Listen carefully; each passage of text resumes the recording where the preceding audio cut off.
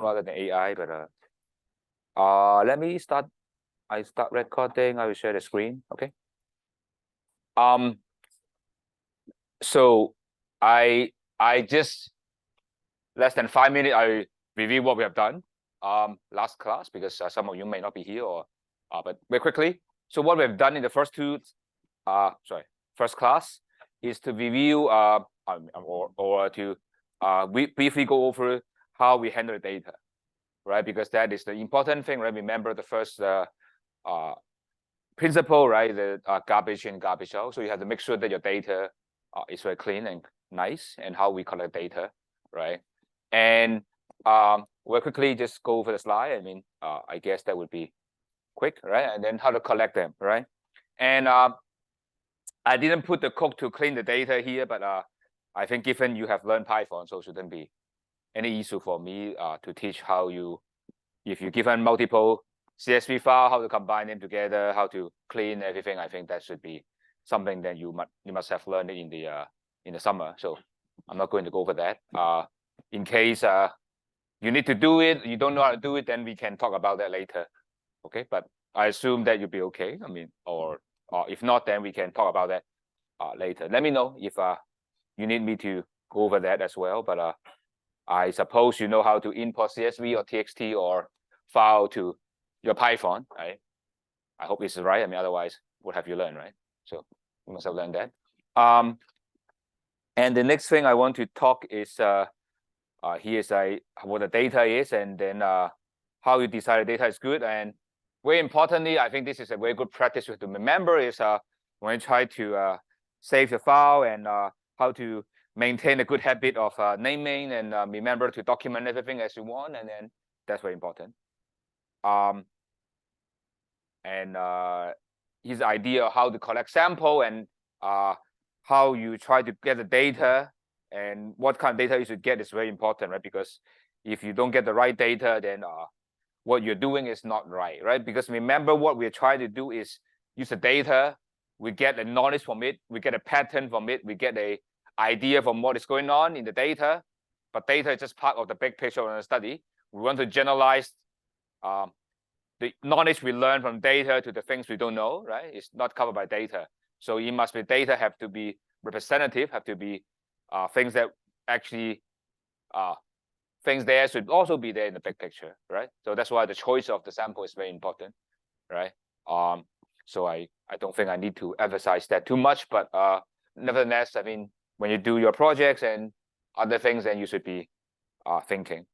I guess the job here is not end yet, so that's why I will defer talking about the project thing next week. And I will tell you what is upper bound of the group size. I think now it's like 39, 37, 36, 39. So probably maybe 4 to 6 person in a group would be a good one. But anyway, now you know at the end. Okay. Hi. I mean, can you hear me?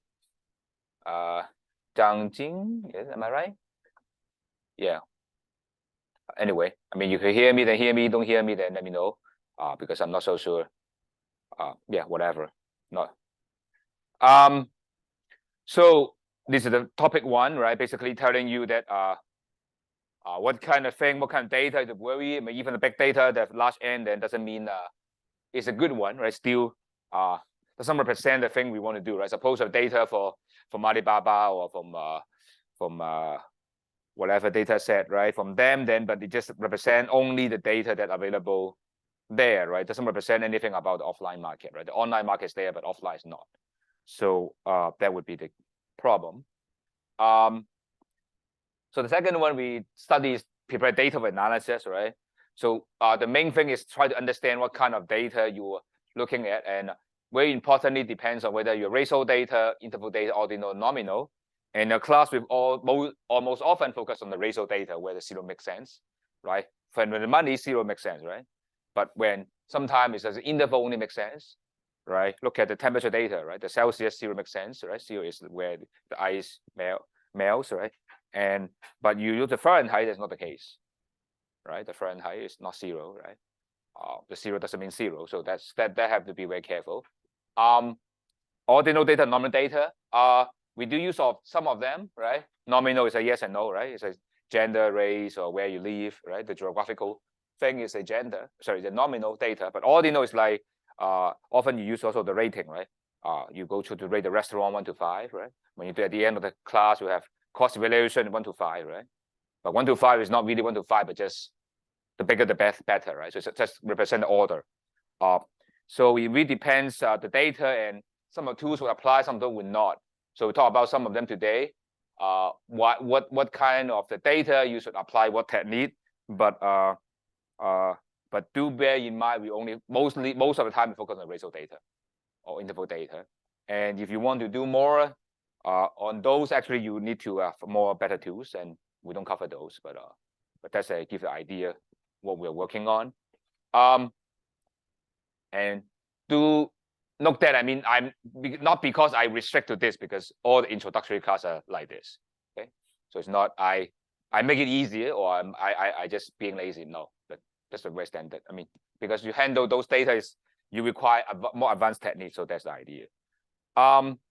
So this is the data, how you handle it. I pretty much skim over this, but I didn't go into details. But if you need it, actually now the AI or the online is so convenient. I don't think there's an issue. I mean, you have to handle combined data set.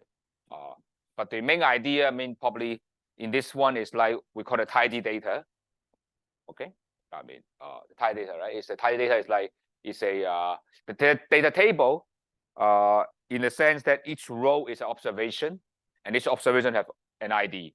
Okay, and the ID can match across different data table, right? So you would be, that's why you would be each table will store usually a CSV file or TXT file, right? And then use the Python to combine data, right? I think you should be fine. Right? Python would be the left join or right join, those kind of stuff, M to 1 matching, 1 to N matching. I think you must have learned that in the summer how to use the Python. That so shouldn't be an issue for us. And just another one. I mean, the final note. I'm not going to continue for this slide. Should be fine. It's long format and wide format, right? The data what you usually download from the web is the long type. Okay, so it will be for the long type. It means maybe this is a good one. This is a long type, right? For each observation, each row is observation, and the ID, and then there's a variable or features of that observation, right? But for the long will be we are combining just for one country we keep that goes on, right? And this is good for presentation, right? And usually when you try to make it work for R or Python, I mean, it has to be in this way, right? This is the long format. Of course, you should be able to use Python to swap between the two using the reshape command using R or Python. Of course, some of you may not be comfortable using R and Python. Either I make an assignment, you can work it out, or you can study by yourself. I don't know. I mean, they can let me know whether you feel comfortable doing those one way or the other. If you know very well from the summer Python class, then we don't bother. But if you feel that you need some training, then probably I can set assignment. I mean, make you some data, you just try to combine as a part of your assessment. But that would be the idea.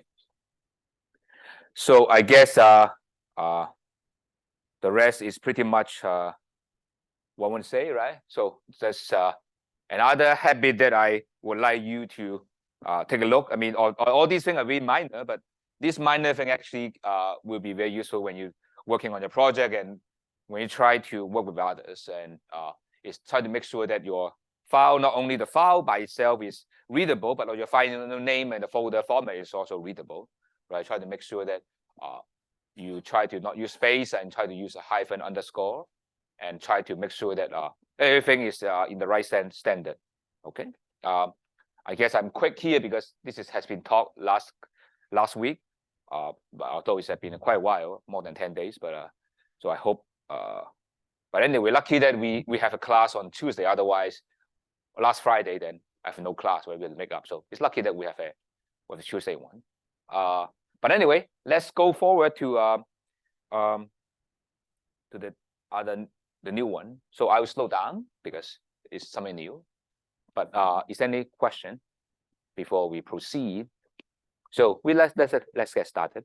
So what are the goal of today? The goal of today is not too ambitious. The goal today is going to cover the topic 3 and topic 4 in the textbook. I hope you know how to get access to textbook. I think it's available in the library, or not. But anyway, you have ways to handle that, or go to the bookstore to get one, because I think we're covering almost the whole textbook. So having the textbook handy would be good, because I think the textbook is not very technical, so it'd be good to read it. So it's what we call the exploratory data analysis and correlation. So what is exploratory data analysis? Later we'll see, but it's basically the first time when you have data, after clean it, you want to do something on it. You want to know some idea what's going on there, right? Exploratory data is not you collect, right? You come from secondary source. You want to get some idea what's going on. So that is exploratory data analysis, and there would be something you learn in your undergrad or even in your primary school or secondary school. It's like the mean, median, mode, those kind of thing, right? Of course, we will be case-based approach, so that's why we go over the case, and then we discuss over there, and because of these summary statistics, we learn how to use Python on those. Okay, and after that, we go to another chapter 4, which consider correlation, and that is I guess it's the very important thing when you try to study data analysis, right? You try to study how things are related, right? That's something we want to understand, right? The data by itself is not very interesting. We want to study cause and effect, right? How things are related, or but studying causality is a very deep topic, which we only understand at the end, how to establish causality. But here we just understand what the association, how they're related, right? If something goes up related to the other thing goes up, right? It's not saying change X will lead to change in Y, but rather it's X, Y move together. That's the idea.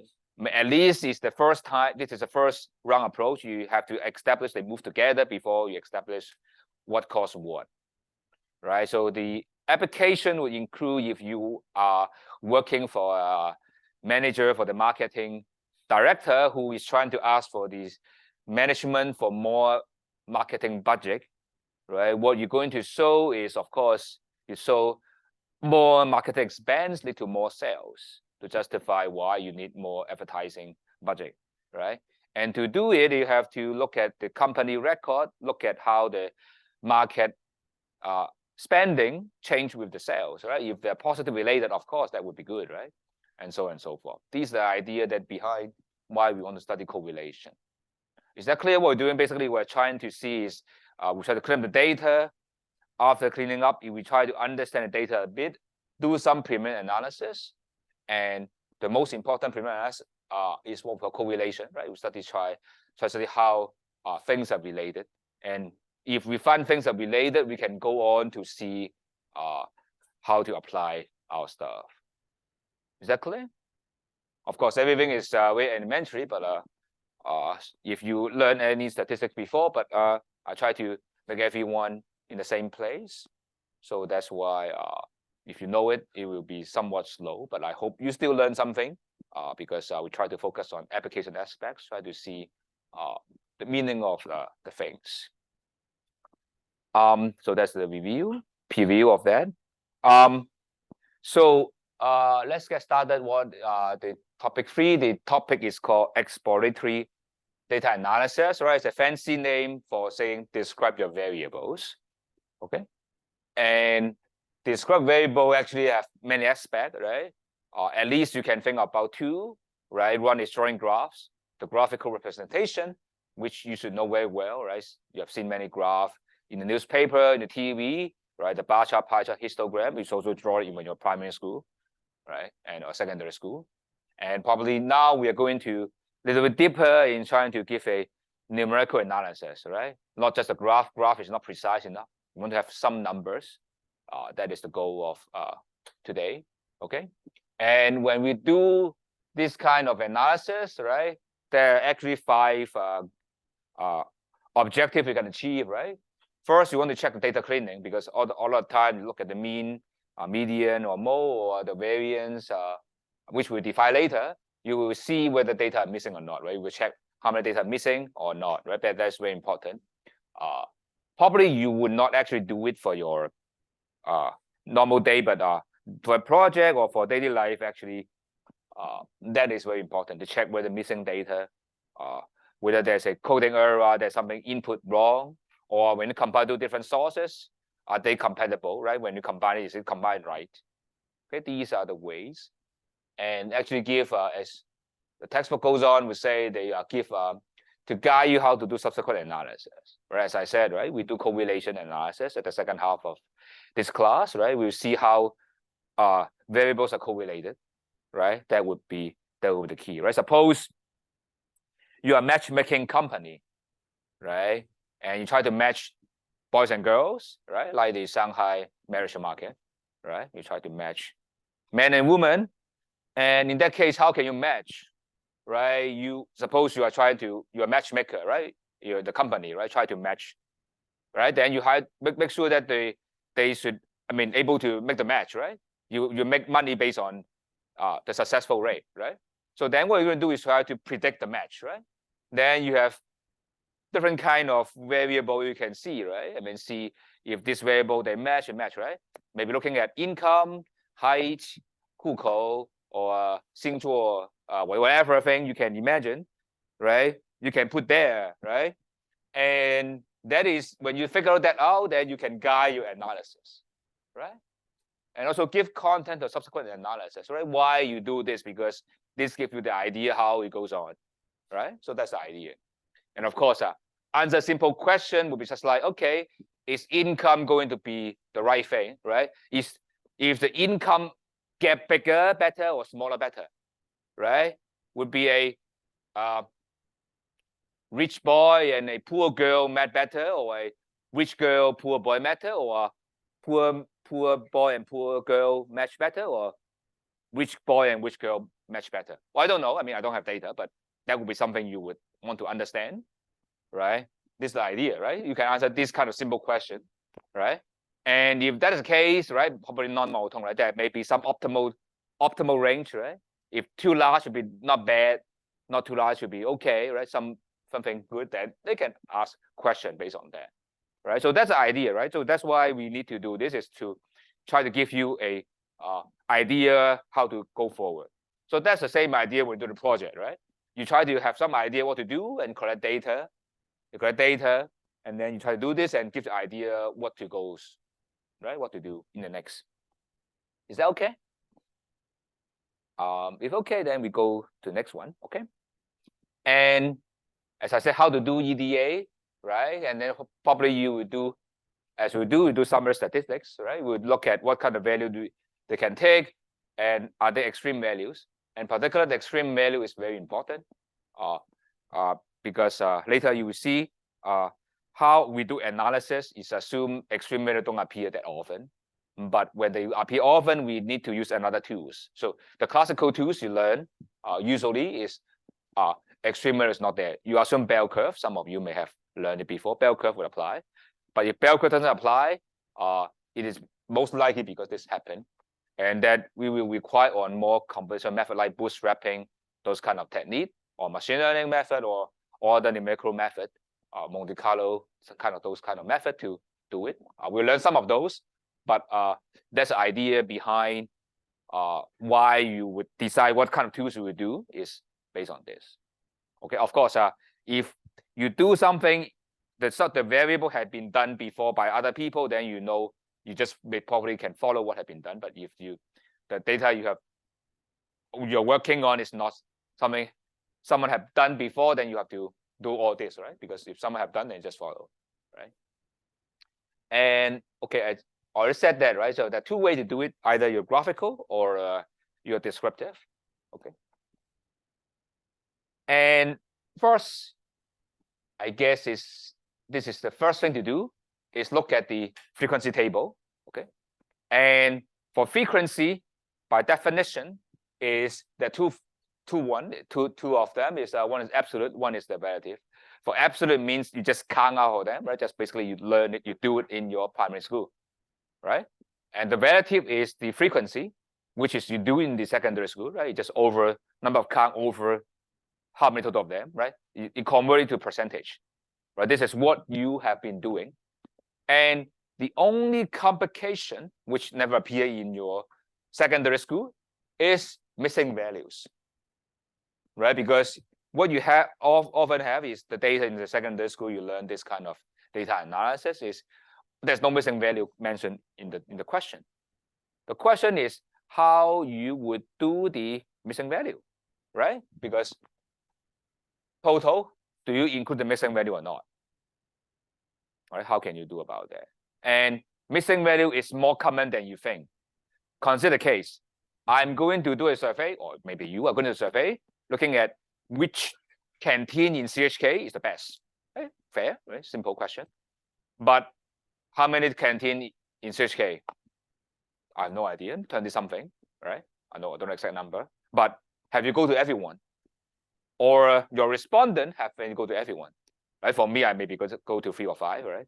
Not many going to. Then what happens is you have a missing data for manual entries, right? How do you count those? It's an issue. Of course, usually, very often, when you have missing, you just drop them, right? Actually, that's the book tells you when you're missing, you drop them. But this is right when you, in this application, because when this is like a waiting or the restaurant, dropping is good because there's a normal, right? But when other scenario, dropping may not be correct. Probably you have to guess, either infer, right? Suppose you have the income of whole family, right?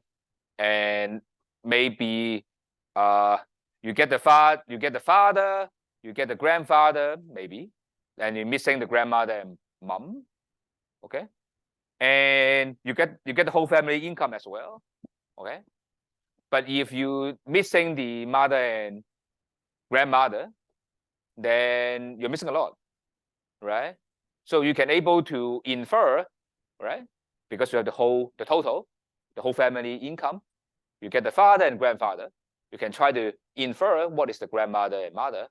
Maybe you doing some technique, okay? Especially when big data, you probably would able to build some model to predict what's going on to do the missing thing.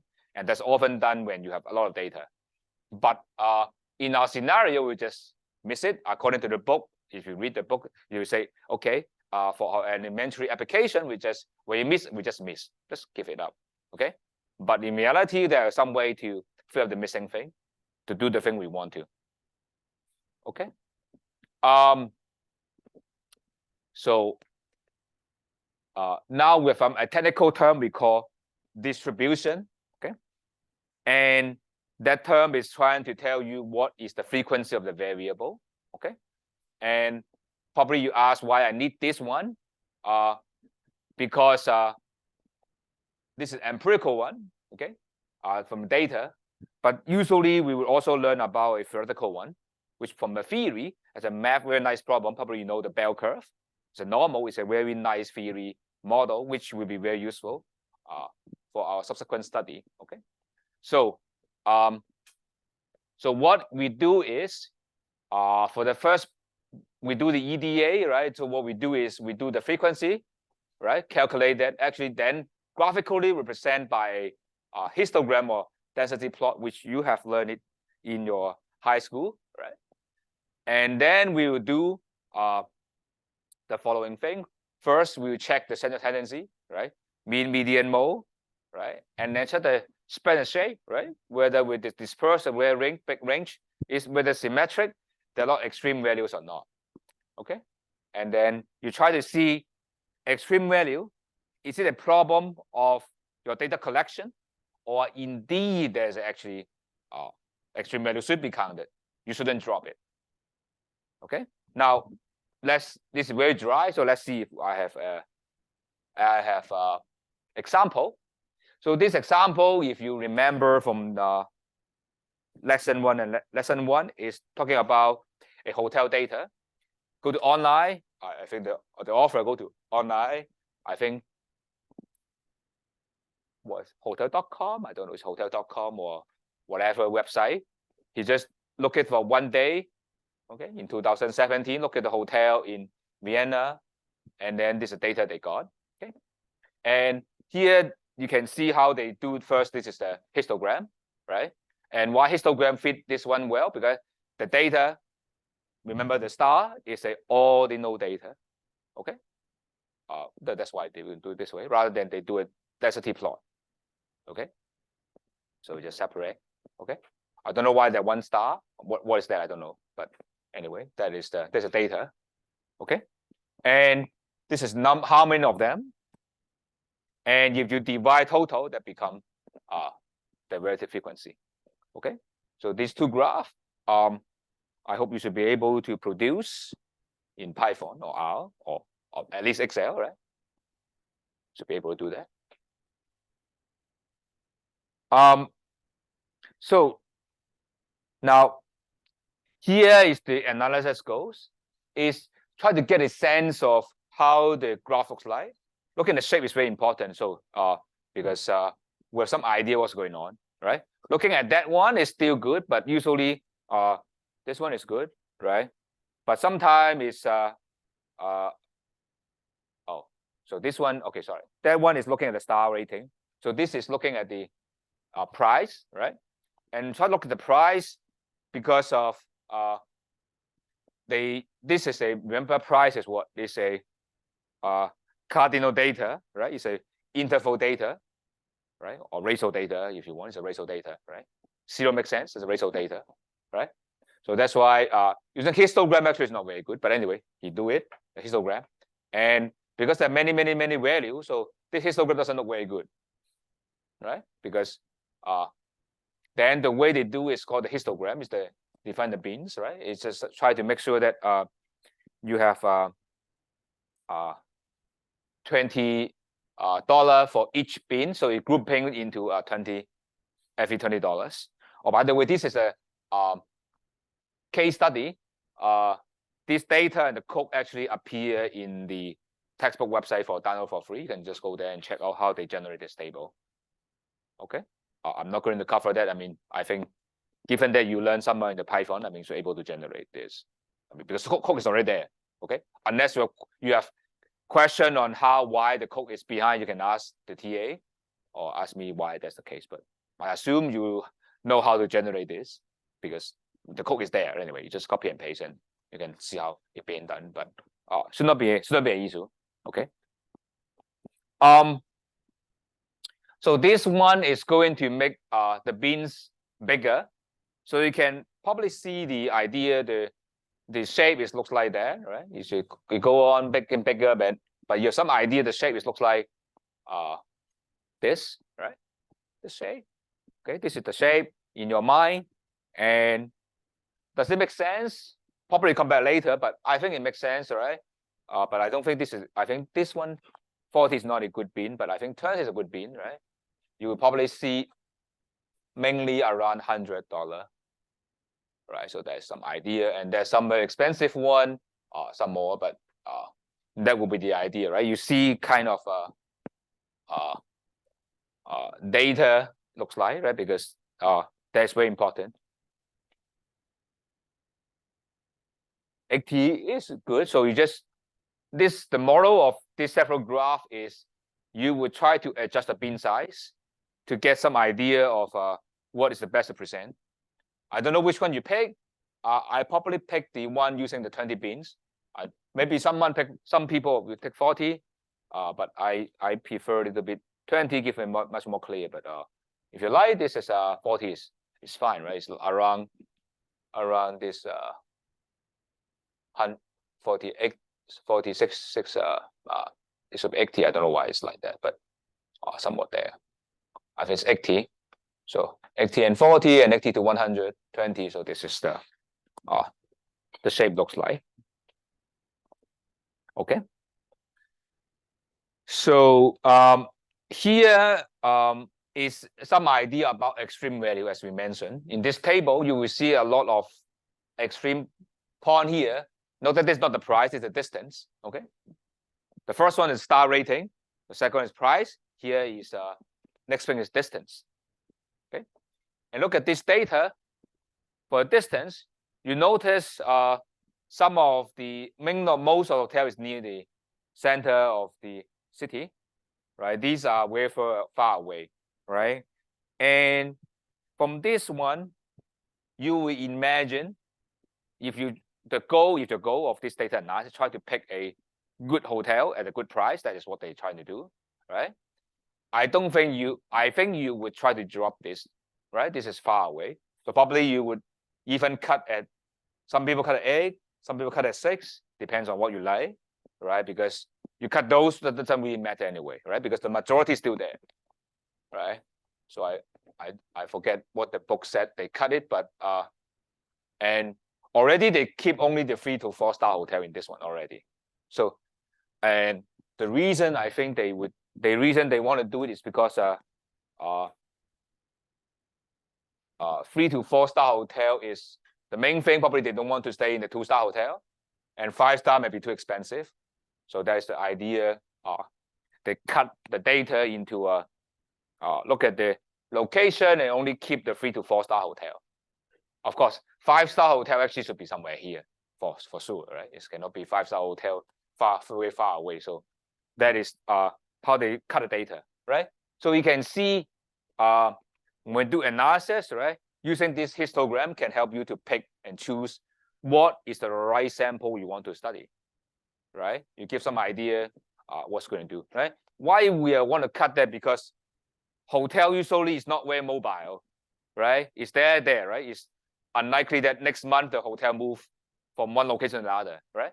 So this kind of cutting is a good one, right? And you also want to look for a location that is relevant, right? So you want to ignore this, right? Because the problem is this hotel very far away, very likely, right? Using economics, they're very cheap, right? So by having them in your data actually doesn't work very well, right? And you also don't want to travel that far away anyway, right? So that's the idea. Okay.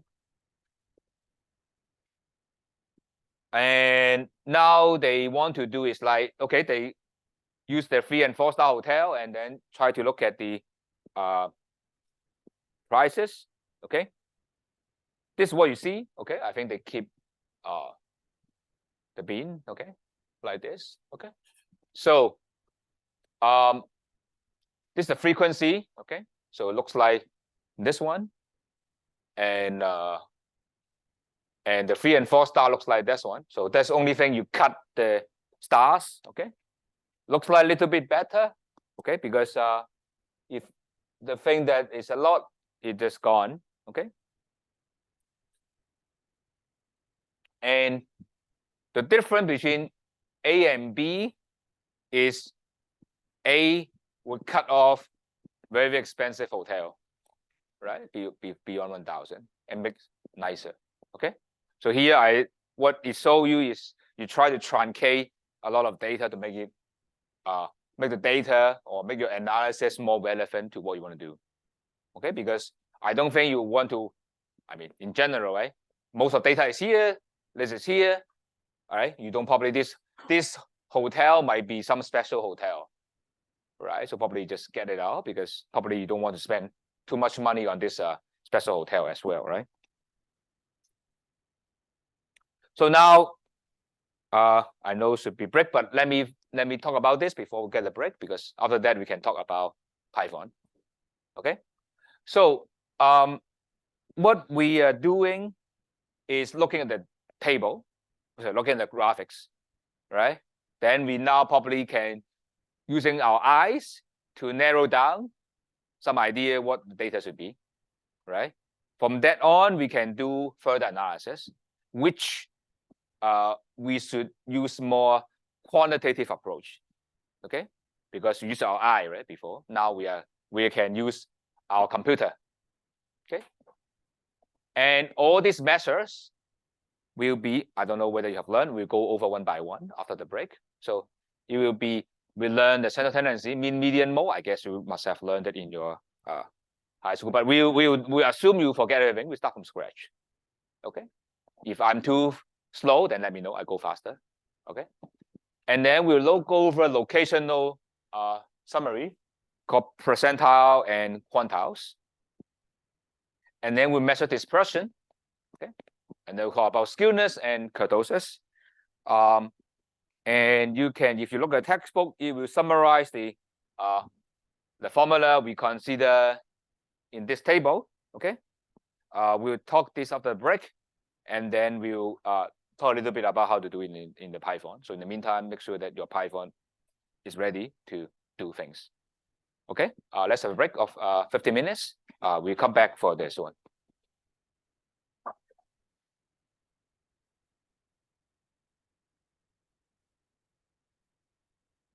So we'll resume at 2:32.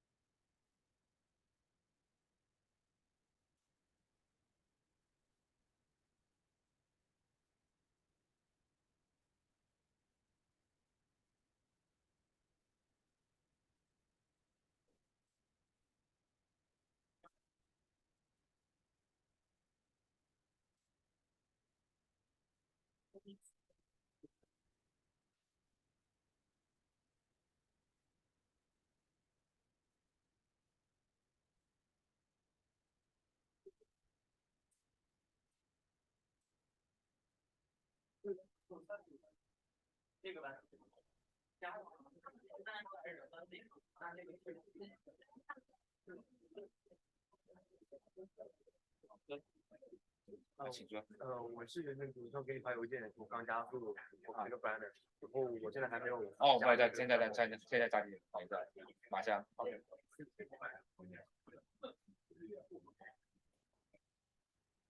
啊。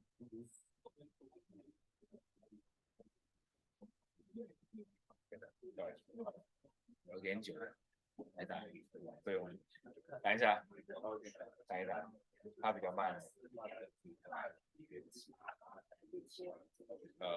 115。115 2015 0215反正打2015 1155 2015 68 at late 这可以的，这个就可以。OK 可以了。 OK， thank you。你可以查有什么问题。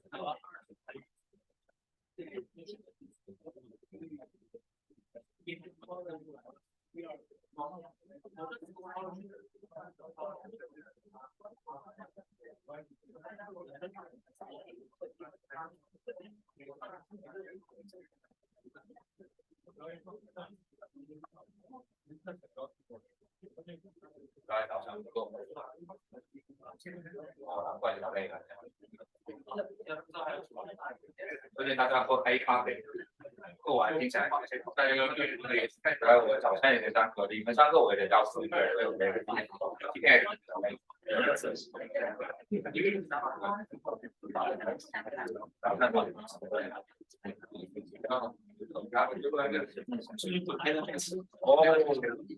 然后我现在当然，为什么说我们这个统一的什么吧？他这高手，大年在老板，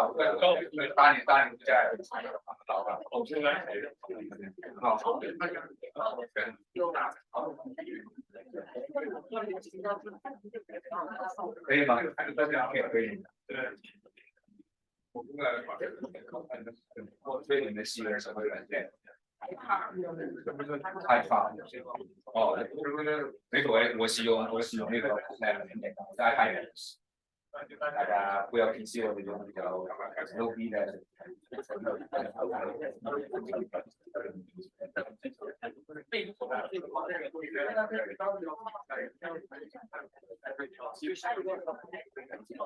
我也喜欢这个。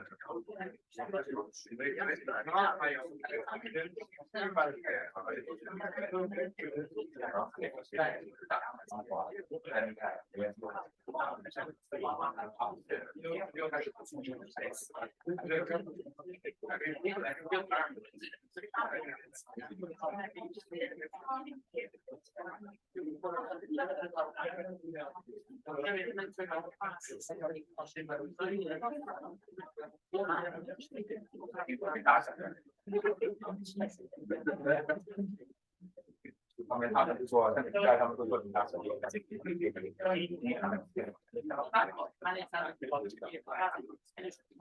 数据不大。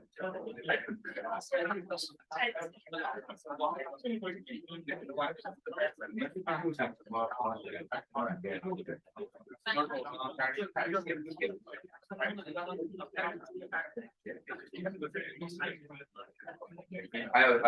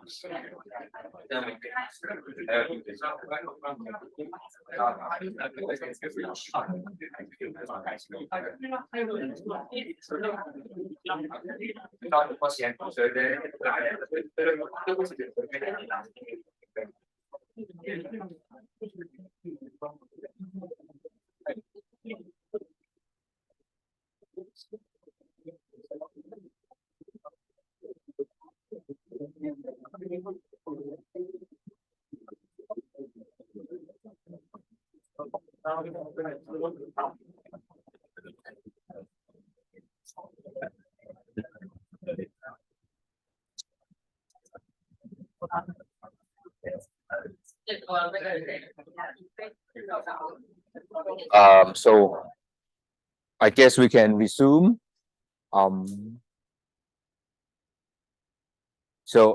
Just to remind you, I mean, we try to record the lecture, so in case you want to come back, you can check back the YouTube for the recording.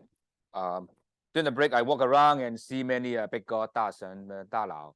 It's very good, doing a lot of Python. So you will find my one is very basic, okay? So, but that's too basic. So I don't know many advanced stuff. So I can only do the basic thing. So it's okay. But you guys I just do statistics, right? So that's why you guys do much more complicated thing, but then you will find it very easy. Okay, so very quickly we are go through this all the summary statistics and go to the Python. We do it step by step, very slowly. So the central tendency, right? The central value, okay? Usually we'll basically what it said is if you are to give a single number to represent a data, that's the thing, right? If the boss said, okay, what is the data is about, then you tell them the mean, median, and mode depend on what you want, right? And the mean by definition is the formula like this. It's very simple. I don't know whether you're comfortable with the summation notation, right? But it just simply means the summation means to add all the observations and divided by n. Okay, obviously trivial. You learned that in your high school, right? Or even in your primary school. But the key here is first is you can add. Okay, the first thing the numerator add. Okay, add has to make sense. So as I probably mentioned last class is if you have ordinal data, adding doesn't mean a lot. Okay, and the second is missing data, right? And have to be very careful the end. And sometimes the missing data you may not aware is sometimes the data make it 0, right? So to make sure that you do the average have to be the right thing. Okay, make sure your actual data with a 0 is actually missing or actually 0 thing. Okay. And by definition, what is the average, right? So since you guys are very good, so probably I should give you something that is not in the book, right? Something like what is the meaning of the mean, right? The mean would be like the following, right? Suppose you have a number line here, number line, right? Everyone knows number line, right? Just number there, right? And what? No, I don't. So the data would be something like this: is observation 1, maybe this observation 2, maybe this observation 3, observation 4, right? So on and so forth. Many observations. Okay. So what is the meaning in geometrically in the graph? What would be the mean? Okay. Mean would be something like this. Where the mean will be this called X bar. Mean would be looking at the distance on the left-hand side and the distance on the right-hand side. They all equalize. So it means that this distance and this distance will be equal to this distance and this distance. Okay. So if you move the number so that exactly the left-hand side, the red one, cancel out the right one. Okay. So that is the location idea. Why they call the center is at the center, by definition, it means that the distance, the left and the right are equalized. Okay. So that is important. And that's why I emphasize for this measure to make sense, distance have to make sense. If this doesn't make sense, this doesn't make sense. Right. So that is the idea, geographical meaning of the mean, right? It's not in the book, but I just want to talk about this. Of course, whenever not in the book, not in the note, you don't need to worry too much because it's just for you want to know, right? Because everyone knows this, and I want to give you some idea what are they intuitively, and that is stick your mind, right? Because you don't need to remember the formula, but rather you remember what it is. Why with this measure? It's more important to remember a formula because everyone knows the formula, right? I mean, AI asks them what's the mean and just come with the formula, right? Even your software keep you the mean, right? So whatever you learn in statistics, you should remember intuitively what it means, right? Roughly what it means. It makes sense rather than remember this is the formula. I mean, it's not the old days. You remember the formula, you then you remember that, right? There's no use, right? We don't need to remember the formula. It's open book in this class. And we go to work, it's open everything, right? Just remember what it is. Intuitively what it means is very important. Okay. Similarly, the median, right? I'm pretty sure you know how to calculate that, right? But what does that mean, right? I mean, I just give an example, right? Is the median will be following, right? The median will be, the ideal median is exactly the data in the middle, right? suppose your data is this 3 observation, right? 3, 4, 5, or 3, 4, 10, suppose, right? And the middle one will be the third one, right? Then formula will be n plus 1 over 2, right? Right. Basically, if you try to order the data, right, the definition will be n plus 1 over 2 data, right? If you have 3 plus 1 is 4, 4 over 2 is 2, right? So it's 2, second one, right? If you have the odd number of observation, this formula works perfectly, right? Because exactly the middle one exists, right? The median exists. But what happened when you have this guy? Maybe we just have this data number 4, say 1, 3, 4, 10. So what is the median?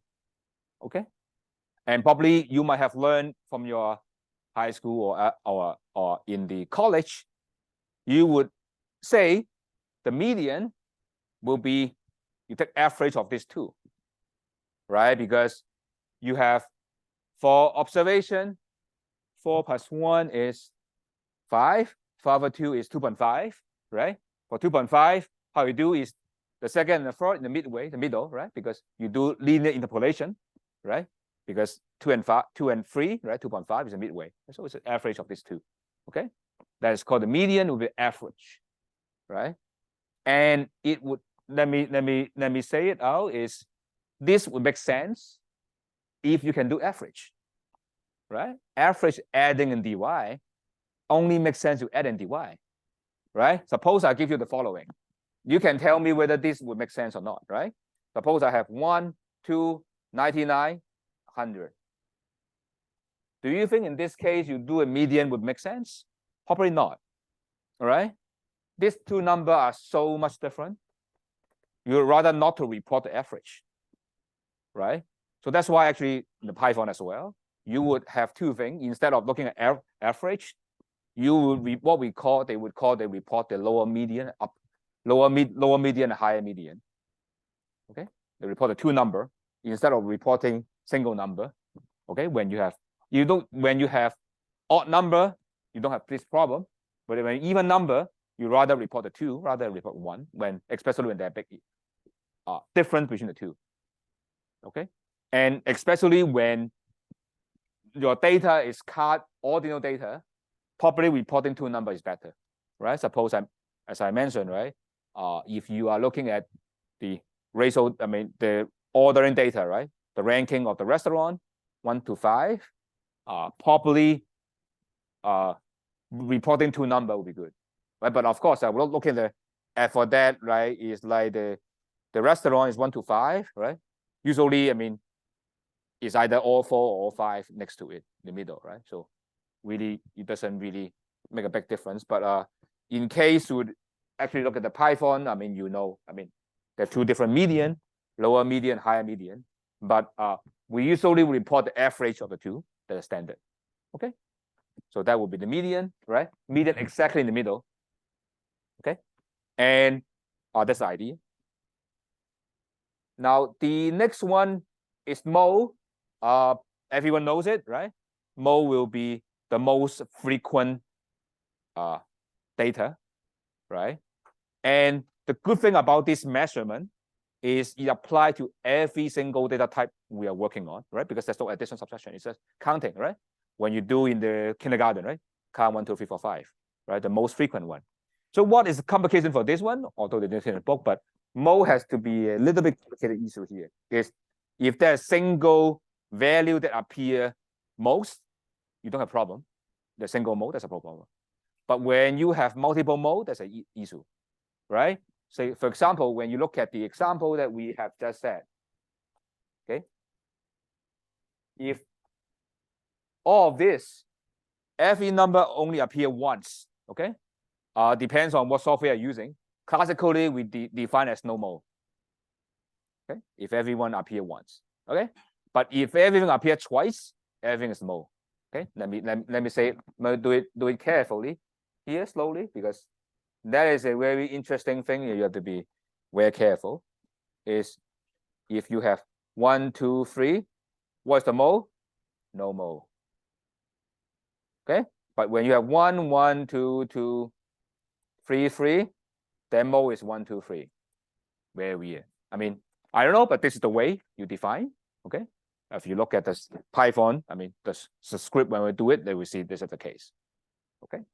And if you look at Python later, you will see if you ask them for the mode, single mode, you give the smallest one. Later we'll see. Okay. But that would be the idea. Okay, that's the mode. And that will be the idea. Okay. And this is all the number you report to your boss when the boss asks you what is the data is about. That's the thing. Okay. And the next will be spread. Okay. The spread is asking you, you're answering the question is how good is your measure of the mean, median, mode, right? Your boss said, okay, you tell the boss what the data is about. You tell them, this is the mean or median. Okay. And then the boss say, okay, how accurate it is, right? The question would be spread, right? Because looking at the data, how dispersed they are, right? The spread, how separate the data are. If these measures are very large, then these are not very good measures, right? The smaller these measures are, the better the first one they are. So basically talking about accuracy of the first central tendency measures. And all these measures, probably you have learned that. Let's just go over it very quickly, right? Range will be this. Let's go quickly, the data, okay? So let's open another one, right? Again, I go back to the problem of the number line here, right? Number line here, okay? And I have a lot of data, x1, xn, right? And I assume the data is ordered in the ascending order, right? This kind of data is called sorted data. It's sorted from smallest to largest. Okay. And what is the range, right? You want to measure how spread they are, right? The idea would be just the biggest minus the smallest. It's called the range, right? Range is the max minus the mean. And actually, this is what we do in Python. Actually, this is the input we're doing. Okay. And the idea of the range, you can see they only look at the smallest and biggest, which makes sense, but it is subject to data error or outlier extreme values, right? Because suppose you collect data of income of the customer, and when you accidentally talk to Li Ka-shing, then your data will be very skewed, right? Maybe I should use Ma Yun. I mean, maybe a better approach because you guys from mainland, and Ma Yun may be better, but maybe Ma Yun is not good. He become penniless, right? So maybe I don't know which the richest guy now. Maybe you have maybe a good example maybe as which guy Evergreen, Heng Da was a guy named was it that Heng Da? What's the guy? Heng Da Lao Bai is what the name. Or Xu Jiayin, yeah, Xu Jiayin, then it will be negative, right? So Ma Yun may be here, and then Xu Jiayin will be here, but depends on how you see, right? And so it is very sensitive to the outlier, right? So what we do is that several things here. One way to do it is to truncate, take away the top 10% and take away the bottom 10%, right? So that's what we call the 90 take away, maybe it's other color, right? So usually you cut 10% here, okay? And you cut 10% here, okay? And this is called the 90% percentile, or 90 percentile. And this is called 10 percentile.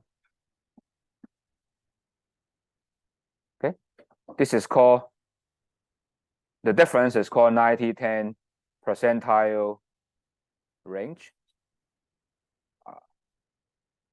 Okay, this is in the book already, but I just put there in case you want to know graphically what it means.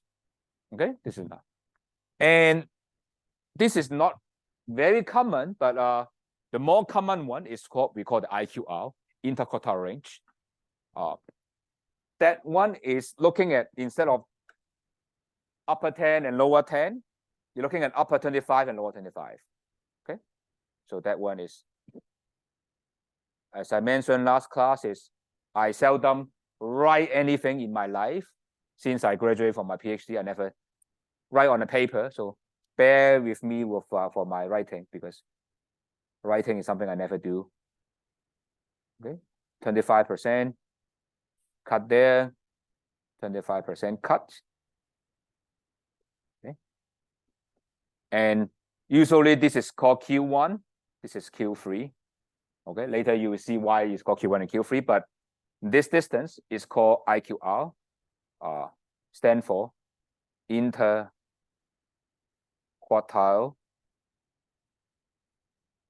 range.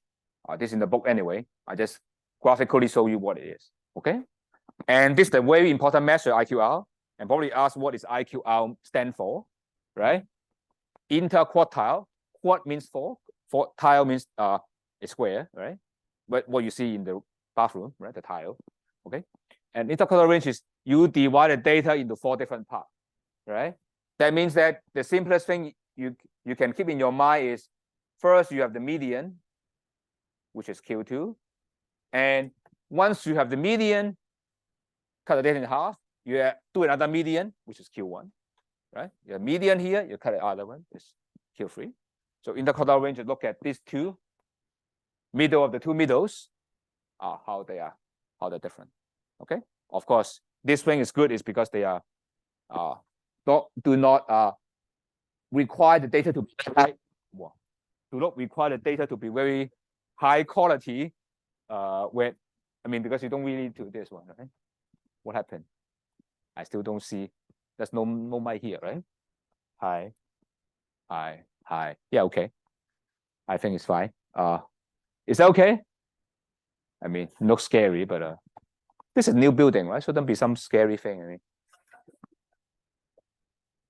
anyway, is that okay? So now this is the IQR, and then later you will see Python will give you this number, right? You can just do subtraction. We'll do it. I mean, if you see the slide, it's already there, but that's what we're doing. Okay. Is there any question? Okay. Now, after this, I think we can talk about this measure is good, but it's not. It's good, but sometimes we use we use up all the data, because IQR and range is not using every data, right? So what we are doing is talking about the variance and standard deviation, which use up all the data. So the definition is here. I assume it's always confusing. So the one we use is called the variance and standard deviation. These are the two things that we use throughout our throughout our course, because there's the main thing that we'll be working on all the time. Okay, and we will be basically mean and variance is the thing that we will work out for our semester. Okay, but so that's why I need to make sure that you understand what is the variance and deviation very clearly, because that will be the basis of what we're doing. Okay, it's not say other things are not important, but as an elementary class, that is we focus on. Okay, so what is the variance idea? Just let's remind the formula. Okay, I'm sorry I have to write down the thing. Bear with my handwriting, but variance I try to write as good as I can. Variance depend on what you write. Variance. Maybe I just use the standard thing. Variance usually equals sigma square. Okay. The notation would be adding all up, xi minus x bar square over n. Okay. And usually you write every observation, right? And do until the end. Okay. Over n. Okay. So that is the formula. Okay, the variance. Okay, what is this exactly? As I remind you, the formula by itself is not important. Rather, you remember what is it about. Okay. The meaning of this is, as you remember, is asking how accurate our central tendency measure is. In this particular, we are measuring directly how each observation is different from the mean. First, why this is the case? Why we're measuring difference? We're looking at this. Sorry, I should use color red. Sorry, let me change the red. So this is what? This is what? This is the distance from the mean, right? And you notice why we have a square over it, right? And you probably ask why we do square, right? This distance, right? Why don't we do the absolute value, right? And for those who forget about absolute value, okay, is absolute value will always give you positive number, right? If negative number, positive number, positive. Okay, what it is the oath you make when you get married, right? When you get married, what you do, regardless of the marriage is positive, you're positive. If negative, you're still positive, right? So wow, that means that always positive, right? So that is a good measure, right, of distance, right? Add them up, it's good, right? But the problem is with those who know math is no calculus is this one is difficult to handle because it's not differentiable if you know calculus, right? So there's some issue here. So that's why in the early development of statistics, we focus on the square, which you know how to handle, have a nice property, right? But this one also recently, if you look at machine learning, all kind of approach, actually this one also have a very nice property. So it will be used in somewhere when you do advanced class, not in our class, but this is the thing we focus on. But you will see they should look similar. But we focus on things that we know very well, historically look very nice. So this is the thing we use, right? Because remember, square is no matter positive or negative, it's still positive, right? And square, what does that mean? Square has a property of what? Is the larger you get, the way much larger you will see, right? So that's why what it means is if you go further away from the mean, right? One step away will be a very big step from that, right? I think that one of the Armstrong idea when he walked on the moon, right? One step for me and one big step for the mankind. So same idea goes on here. Okay. So the variance and then you divide by n, right? It's an average square distance, right? Sum of things divided by n, right? You have to recall that's average idea. That's why variance called average square distance from mean. That's how I would call it. Of course, it's not a standard way to see it, but this is the way I would see it. I hope I passed the intuition to you. I mean, of course, if you see this, maybe you see other way around, but this is how I view the thing. So, but one thing I have to emphasize that probably is not immediately in the book, but you should have known it from your college is this one is the one actually we don't use this actual formula in our calculation, right? If you recall, the one we actually use is the other guy we call small s, right? This is the thing. Maybe some of you may forget, but this is the thing we actually use, right? This is the formula, right? Instead of n, you have n minus 1, right? So why? So sometimes this is called the sample version, right? Why? I mean, of course, there are many big God here and many big brother here, but I don't think they want to say it. Okay, I mean, no one want to say why? No why. I mean, you learned it in the, maybe we ask our one of the big God to answer this question. Why? Do you remember why? I mean, you learned it in your college, right? Why we use this one? You can use Chinese, that's fine. I mean, everyone understands Mandarin anyway. It's Chinese students in Hong Kong, so feel free to use Chinese if you want to. Can you tell us why? Anyone? Yeah, please. Is mathematical except is the average. Oh, sorry. Okay. So the idea is called unbiasedness, or 无偏差, but the idea is if you use this in your data, okay, you underestimate what it should be. Okay, So that's why you have to divide this guy to inflate it, make it bigger, so that it measures correctly. Okay, and I don't know whether we studied that in detail, but if you do this is better than that guy. Okay, the one of the, if you go to the technical, because of this, we use X bar here. If you use mu, you don't need to divide it by n-1, but we have to estimate X bar, so we lose 1 degree of freedom technically. That is the reason. Okay, but you don't have to remember this. You only remember there's always formula that in the population, that is something we want to understand. We want to understand average square distance. But in order to measure it, we need to use the other version called sample version. Why is the case? Okay, let me give an example. Okay, suppose 10 years ago, okay, I go to college, like many of you, right? And suppose I saw a beautiful lady here. Okay, I want to, know her, right? So what am I gonna do? Okay, so I go this way. Hi, your phone number, please. What happened, right? And then go to police station, right? You got a weirdo there, something crazy, right? Then what we're gonna do? What should we do? Ask the gentleman over here. What do you do? You don't know? What are we going to do? What am I gonna do? Okay, we'll converse. Right? Suppose I'm a girl. There's a handsome boy here. So what are we going to do? Go there. Hi, give me the telephone number. Doesn't work, right? How are you going to do? Right?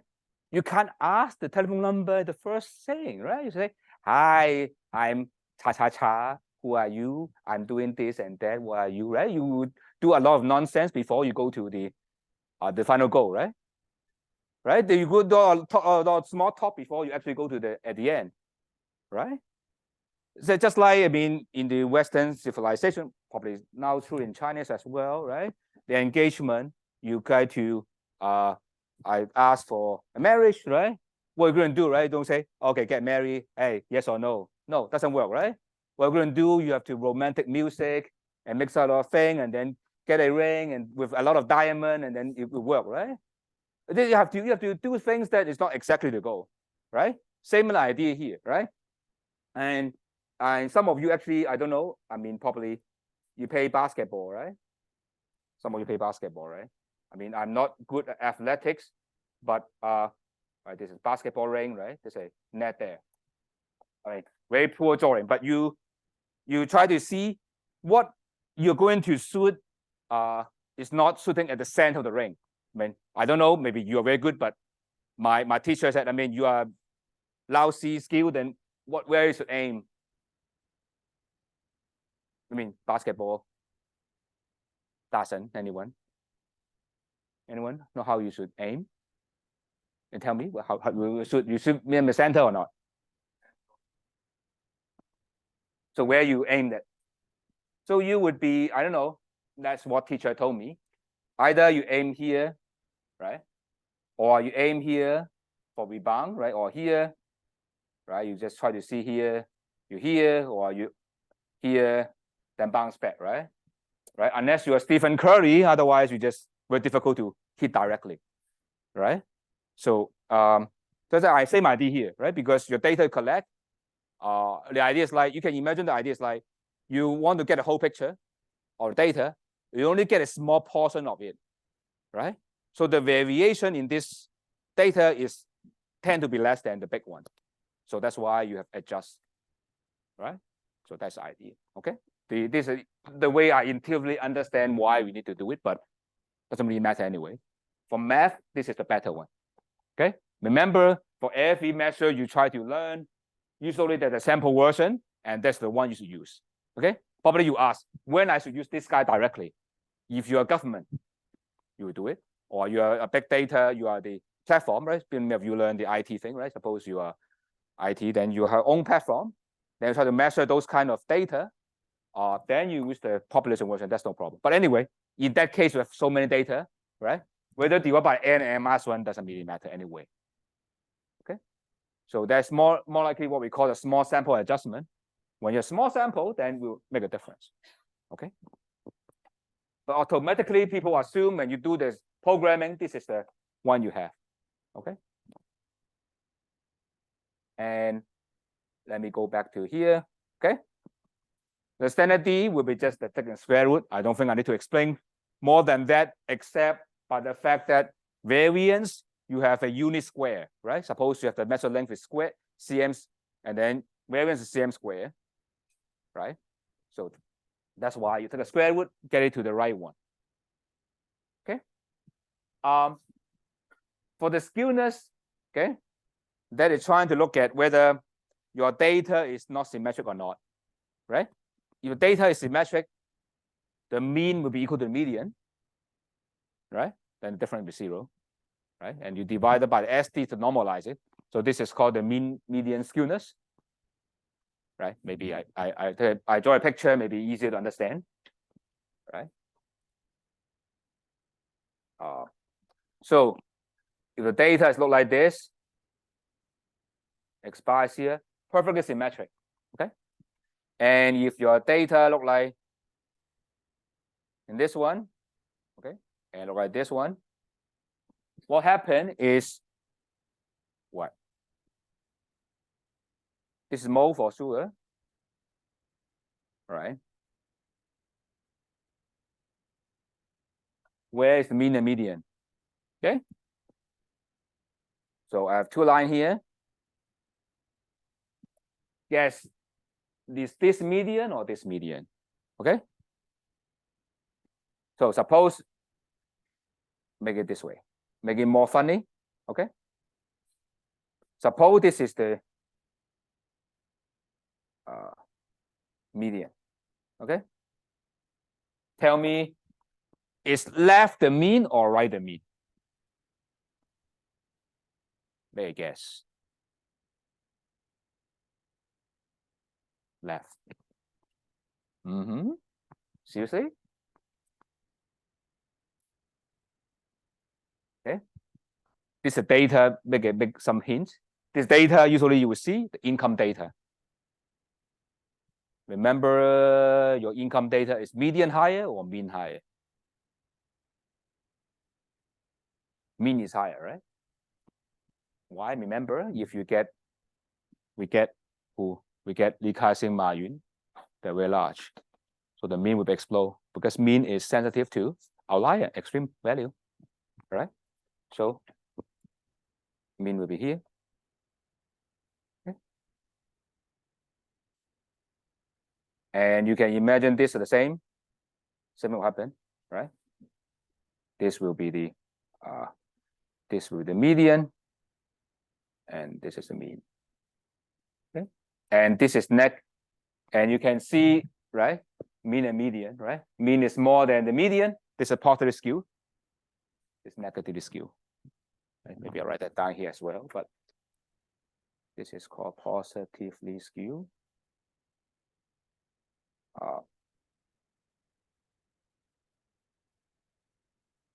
I think you learned that in your high school, I'm sorry, in college. So that's why I just try to be quick here, but just try to remind you what it is right? This is data, income data. If you include, what's the name? I forgot.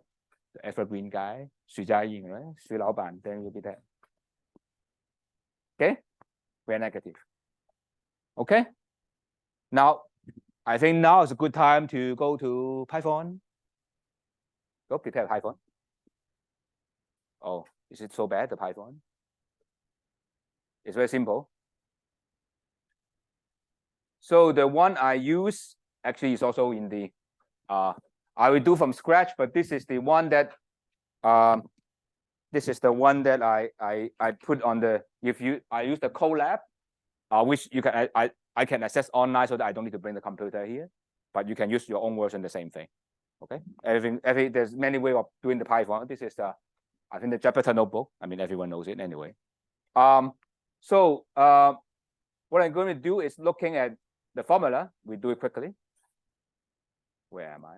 Oh, this is the formula. Okay. So as probably you know, Python has so many packages. So what I do is to use the basic one, which is statistics, which is the built-in every package of Python. Okay.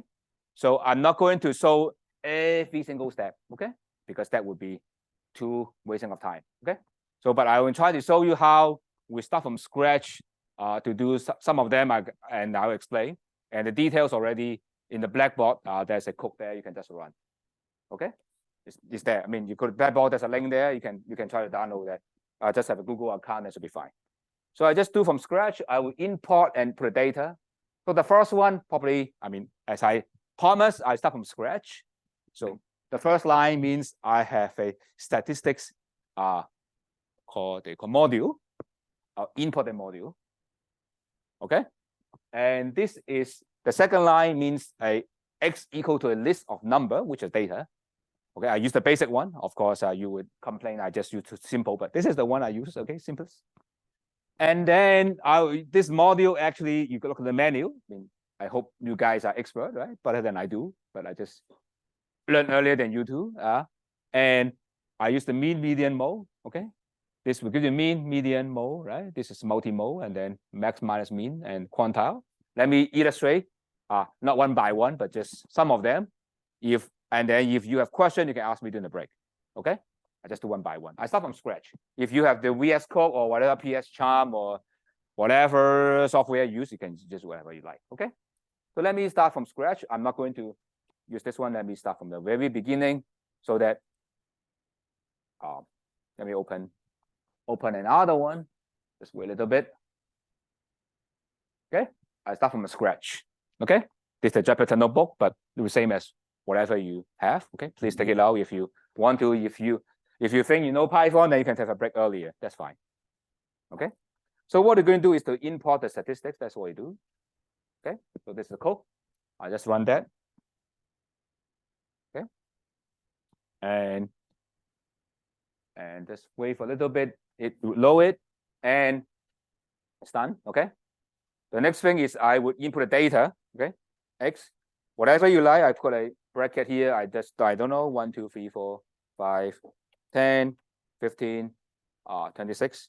Okay, this is the data we have. We'll use whatever you like. Okay, and of course, if you actually work on actual data, you will be importing from the CSV file, which you should have learned it from the summer. I think you learned it, right? Am I right? No? Yes? No? Yeah. You smile. I assume yes. But if nevertheless you think that I should cover those, I mean, I can cover next class as well. I mean, if you want me to go for other thing, but should be fine. Okay. This data. Okay. And once you have data, then we can do what we want, right? We can do the calculation. Okay. And as I said, that would be we're using a statistics package. Okay. So in Python, unless I name it, I have to write the whole name for the thing, right? That is the way I call statistics. I just do the first one, right? And then I will do the mean x. Okay. X is data. So this is I have a dot means in this package I choose this particular function there, and next is to put it on the list. Okay. I mean, I'm pretty sure I'm going too slow, but just make sure it's all right. Okay. Then I try to run it. Then it's there. Okay, this is going to mean. Okay. This is IPython, not the same standard Python. So the standard Python will not give you this result. You have to say print that out. Okay. So you would be if you actually using your own version. I don't know which version you're using. Then probably you would be doing say mean equal to. I'm lazy. I just don't want to type. So here, and I print the mean. This is the thing you would do, right? Or yeah, is that okay? I mean, if it is in your if you compile it the py file, right? This IPython, so exactly out. Is that okay? So I quickly go to the mean, median, mode, and thing, right? So that's make things quicker. So this is the mean, right? I will go to median, right? The median will like this, right? Just like that. all right? And then if I do the mode, we just mode. Okay. Now you can see in this mode, okay, what they give is not super standard, right? Because usually you look at some textbook, if everything appear once, they would define no mode. But here we just, in this case, we still give you a mode, and everything is a mode. They give the first one. Okay, that's the reason why you have one. And because of this, so you rather not use this function, but rather you use the other one we call multi-mode. Multi-mode. So this is the one that you should use. I think it's already in your slide.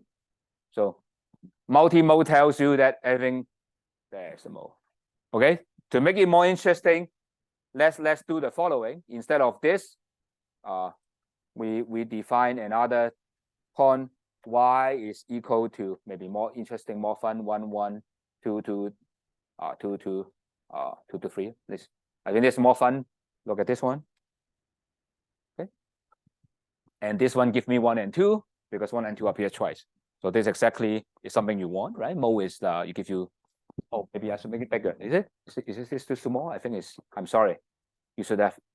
Let me know. I'm just making your eyes feel bad. Is it better? I don't know. I should. Later I'll figure out how to make the font size larger, but let's bear with it. Is that okay? Okay. I'm not going into detail one by one because since you're a master student, so I can safely being lazy. Okay. So this is the range. Do note that range doesn't require the package because it's just max minus mean is just only the package, the range. Okay. And here you can see the slightly more complicated quantiles. Not me. Then where's the sound? Where are we anyway? Statistics. Quantiles, actually, you do this, actually give you 4 number because quantiles. So you have to pick up the third quantile, 2, and the first quantile, right? So because Python start from 0, so that's the reason, right? It's IQR. And here, remember, variance are 2 versions. P variance is divided by n. The version don't have P sample, divided by n minus 1. Okay? Same for the standard deviation. Okay? So is there any question? Maybe I should so this is, you can look at the code that I uploaded to the Blackboard. Actually I do it this morning during the lunch. So that is the code. If you have any question, you can try to see go back to that one. Shouldn't be an issue. Okay. There's an IQR, how maybe this here, right? How I do IQR, right? So just this is Q3, this is Q1, and then just take a difference. That's how I do IQR. Okay. So I hope we have break. You can look at this document. It's already in the Blackboard. If you have any question, you can ask me but I think it's very straightforward. Okay. So let's take a 15 minutes break. Let's resume at 3:32.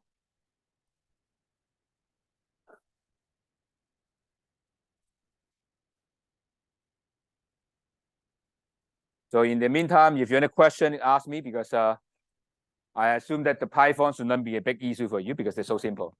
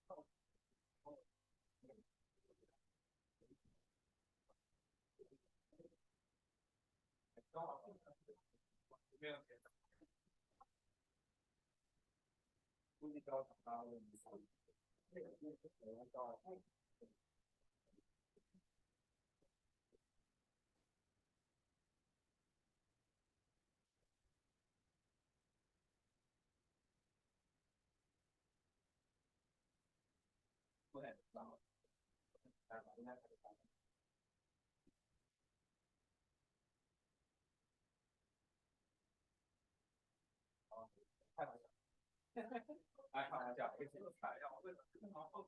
对，就是大家开心一下。哎，他们都结束了，放心他。我不能说他们都得大声，或者对他。都没有不记得，我是不是有人在里头？这才能打，你们做有放过一次，然后就就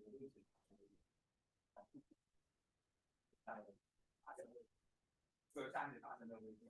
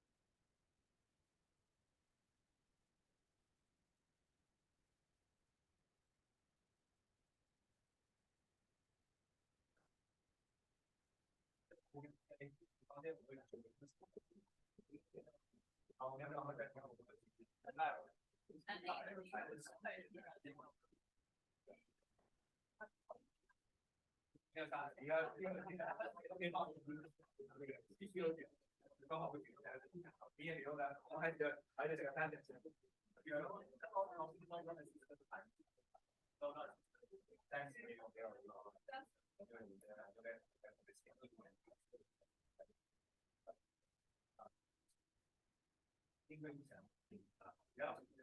应该得好奇嘛，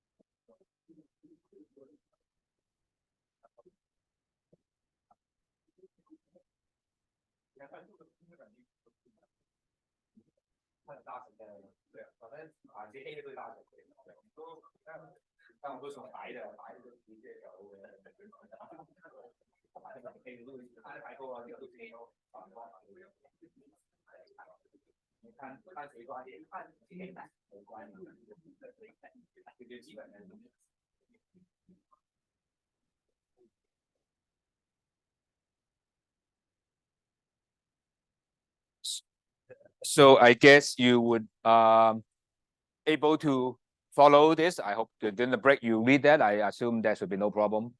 If you're given data, you're able to calculate this, right? And you can tell your boss or your friend what the data is about, right? Look at the variance or size. Okay. Now, let me share the screen. So now, if you have any problem, let me know or let the TA know how to handle that. Okay. You don't know how, if you don't know how to, if you're given data how to handle, then let me know. But this is the thing you expect to report when you do your project, right? You will tell people what is the mean, median, mode, or variance, spread, this kind of, not every single measure you will need, but at least you will report one from those, right? I mean, that would give people idea. In addition to the histogram, right? You let people know, okay, what it looks like. Here is the graph that try to give you the look. The classical one is called the box plot. Give you the idea of the median the Q3 and Q1, this interquartile range, right? This is yeah. Oh, is it? Hey, why is the case so weird? So this is looking at how spread they are. If this box is big, then it's big, right? This is larger, and this is called the violin part. Probably you have never seen before, but basically it's just trying to overlay that with some the histogram, right, with the box plot. Okay, so I mean later you will see the application of that. Okay. So here we learn this. Let's go back to the case which study hotel price, right? And here instead of looking at one data Vienna, we look at London, right? Because that is usually we compare, right? Then you know why we want to use the box plot and the violin plot. Okay. Here we have N is 200 for Vienna and 400 for London. So it's very important to report your N. Okay. So I guess if you know how to report your thing, it's easiest to look at how the author in the book present their idea, present data. It's very good to follow in your project or in your presentation. So this is the shape. Okay. You present, right, how it looks like a histogram. It's very good, right? This is a relative frequency, right, percentage.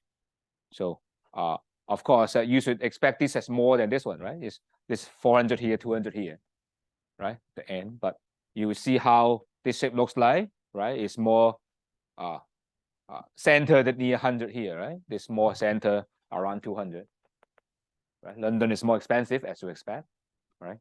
And this more spread out, right? Because London is big, you can imagine, right? There's a good area and bad area, right? So that would be not good and bad, but better and not so good, but good and better area. So to be more appropriate. Okay. So the other one is called the density plot, because histogram looks like sometimes not very nice. You make it continuous. You create a dot, so it just look like the following. Okay. Instead of doing a bar here, you draw this and overlay. Okay. So the good thing about this, you can overlay. So that makes things more clear.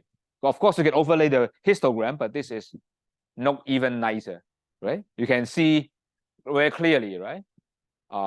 London is, right, not more expensive, right? I think the Vienna is more symmetric, right? This one is like skewed, the right positive skewed, right? The London. Of course, you can do all the calculation to verify whether it's right? You can calculate skewness, you can calculate variance, right? You can calculate the mean, right? Put it in a table, right? But here from a graph, actually, you can talk a lot, right? And here is the way that you put in table, right? Calculate the mean, median, mean, max, standard deviation, and skew, right? That you can compare. Okay, this is, you can tell the people when you try to compare the two cities, that's the way you do. All right. So is that okay? Now, very quickly, we go over this part. This part is too mathematical for most purpose. So I try to give you some very quick idea of what they are. Okay. This is trying to tell you a bell curve in particular. So the main thing in this one is we know the normal. That's important. That is the bell curve, a very famous bell curve. Another very important later we will learn is the logistic. We don't talk to this today, but we'll learn it when we do what we call logic regression. We'll do some classification. CO1 variable. We will come back to this one, but don't worry about it. I mean, the main thing probably you learn the normal. Okay. And the way that if you learn standard statistics is you would first learn the discrete and then go to continuous. Okay. For discrete, it means that the variable can only take discrete number 1, 2, 3, 4, 5. Okay. And when I say 1, 2, 3, 5, it means 1.5 has no meaning. Discrete is like countable, you can count them. Okay. And for continuous means that for every 2 value, the middle will make sense. Right? Money, right, will make sense. Right? Money is say divisible, right? For discrete, like number of customers, right? You can have 1 customer, 2 customers, 3 customers, but you cannot have 1.5 customers. Doesn't make sense. So continuous, right? And the reason why we want to do this, okay, is if you have a distribution like this, we don't talk about in this class, but that is good to know. I think we don't explicitly talk about this. Is you have this data here.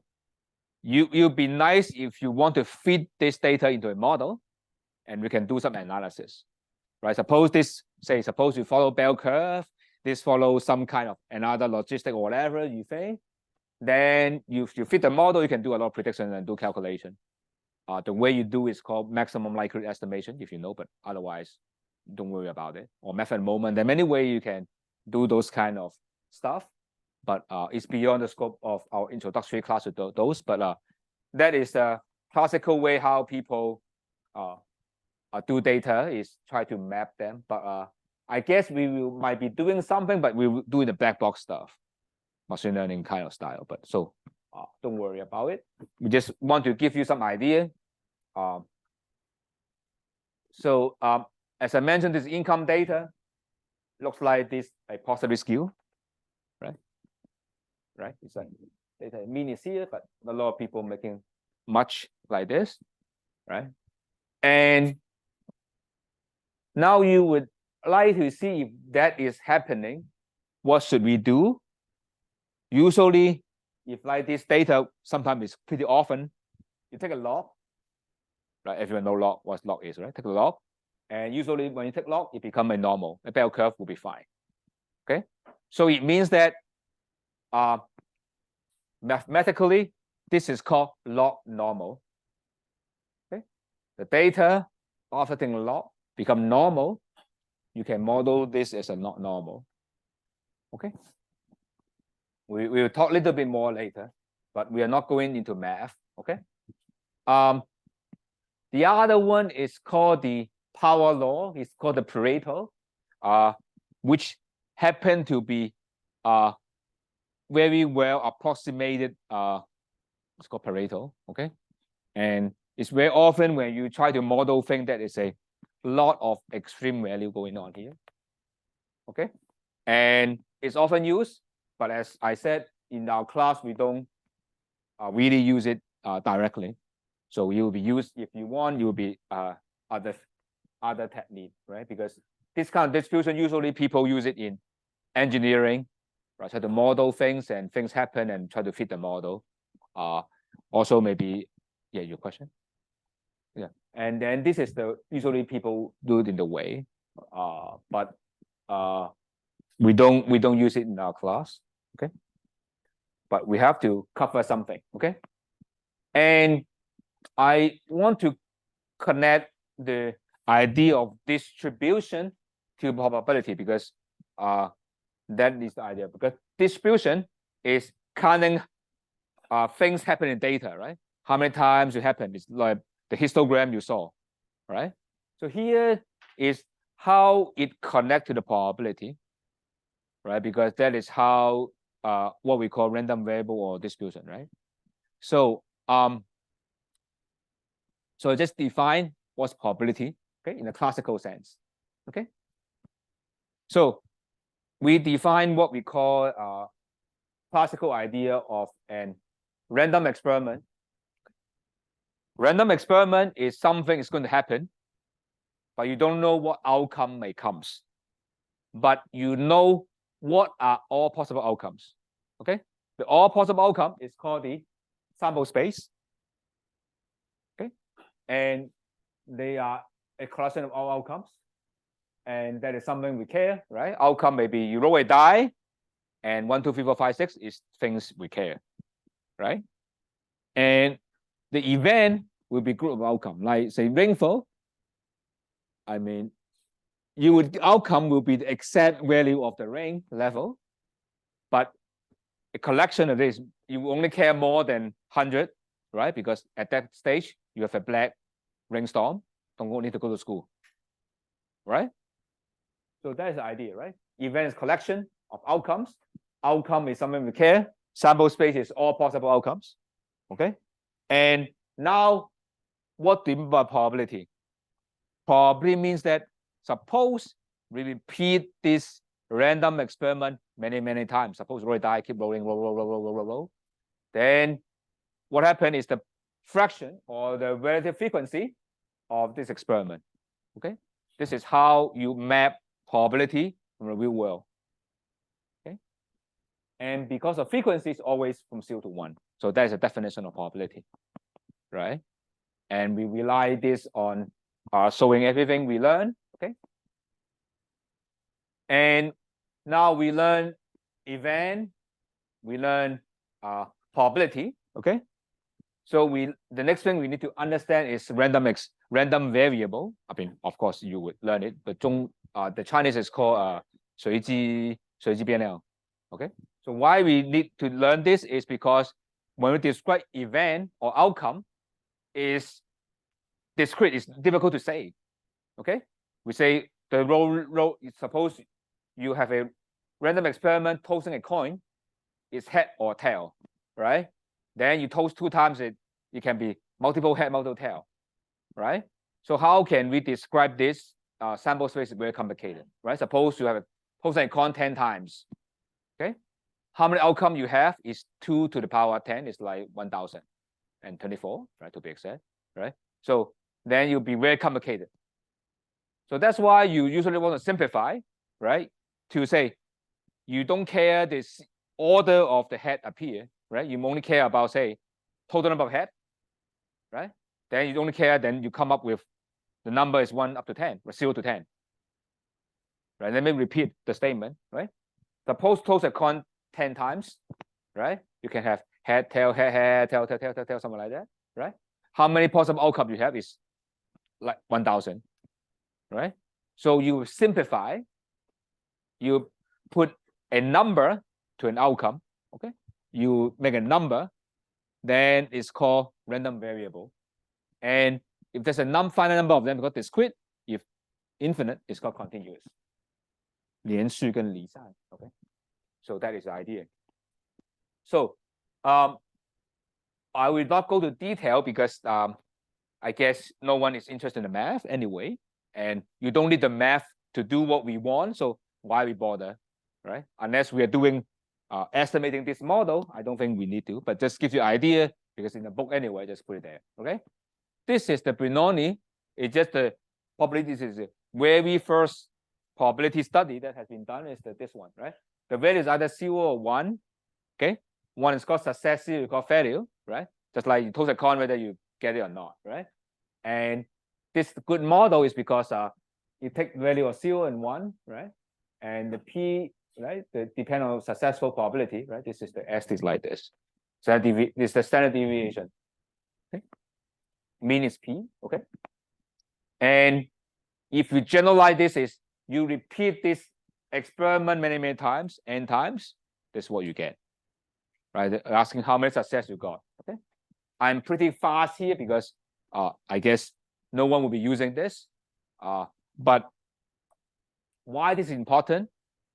Because if n is big enough, okay, this will be bell curve. Okay, this is normal. So that's why normal is very common. This one way to do it is a bell curve is asking this question. Okay. And the other one is uniform. Uniform means anything between A and B is possible. Okay. But you don't know which one's likely. Then uniform is the best way to model the situation. Okay. And there's a mean and SD. I'm not going to go about it because I don't think it's important in any sense. Okay. I do it there because the book is there. I put it there. So that's why. Okay. And I think this is the single most important slide to remember in this class, except besides the mean, median, mode slide. This is the is the normal distribution. This is the one we'll be using for the rest of the semester, most of the time. Okay. And this is the bell curve, okay, or the normal curve. According to some of you may know, it's called central limit theorem, which essentially said a lot of things in the nature is going to follow this bell curve. Look at the data, look at our IQ, our height, our weight, all these things appear in nature is normal. Okay. Things related to human may not be normal, right? Suppose you ask how many boyfriend or girlfriend do you have, then it's not going to follow this. Okay. Some people have a lot, some people have 0. Right? Some people are negative anyway. And the idea of this one have to know carefully is it can be any negative number, negative number, any positive number. Okay. To describe this, it's very simple. We only need 2 things, mu and sigma. By construction, this is actually mean and standard deviation. Okay. And the interesting is symmetric. Okay. That's an important property we use. And common means very commonly you see many things in the nature. Okay. And it's good for many things, but it's bad for extreme values. Okay. And later we will see normal is the result of sum or average of random variables. Okay. So actually this was the reason why we call central limit theorem. We'll say the sample mean will follow the bell curve. That is the main thing we rely on to do most of our analysis. If we ever do analysis by hand or by computer. Otherwise, we'll be doing bootstrapping or the numerical method. But if you ever derive stuff, and then most of the time we rely on this one. Okay. And let's not normal. And we said not normal is very common as well, because a lot of time, if you think that the random variable is not affecting the level of the variable, but instead the growth rate, okay, then not normal is fitting. Not normal start from 0, okay? And you can imagine this is a good model when you think about the data look like this way, right, or this shape, and like income, right, you start from 0, right? There's no one negative income anyway, right? So this usually fit for a lot of cases as well. Okay. And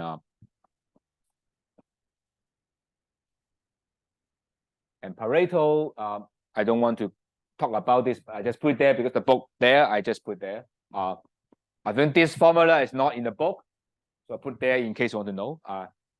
Was F? F is called the CDF. In case you know, you don't know, it doesn't really matter. It's called cumulative distribution function, CDF. But if you know, it's fine. You don't know, doesn't really matter, because we are not going to ask you for that. Okay, it's not a statistics class, right? We are data analysis, right? So it's not it's a stat idea, but you can forget about it. Okay.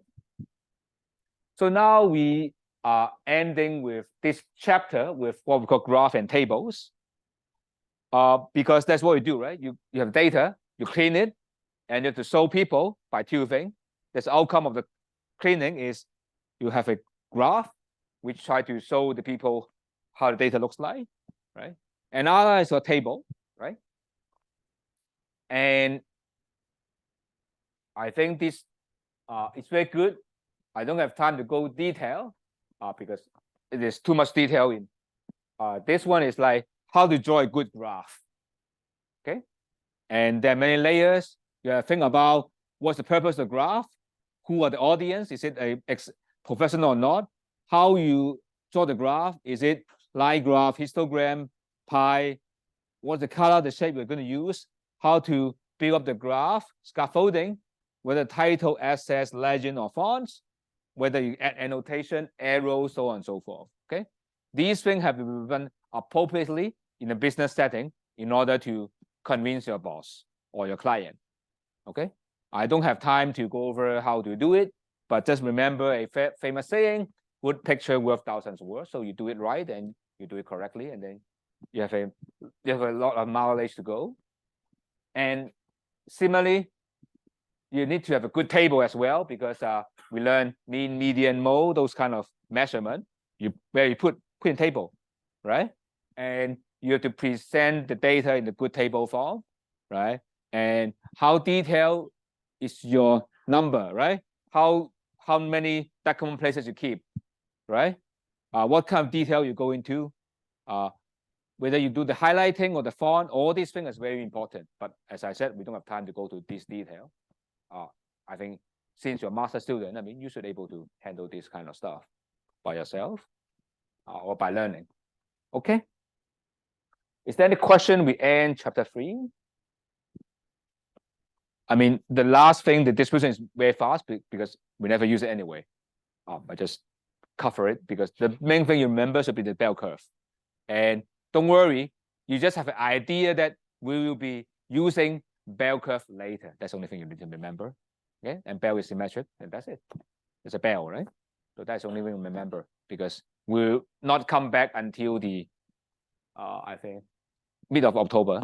So you forget about it anyway. We'll come back, but we will make you remember that thing. Don't worry. Okay. Is that okay? So only thing you need to remember for chapter 3 is how to draw a good graph and present a good table. Table contains summary statistics, mean, median, mode, variance, those kind of thing. You need to know which one to pick, which one to choose, how to explain. Okay.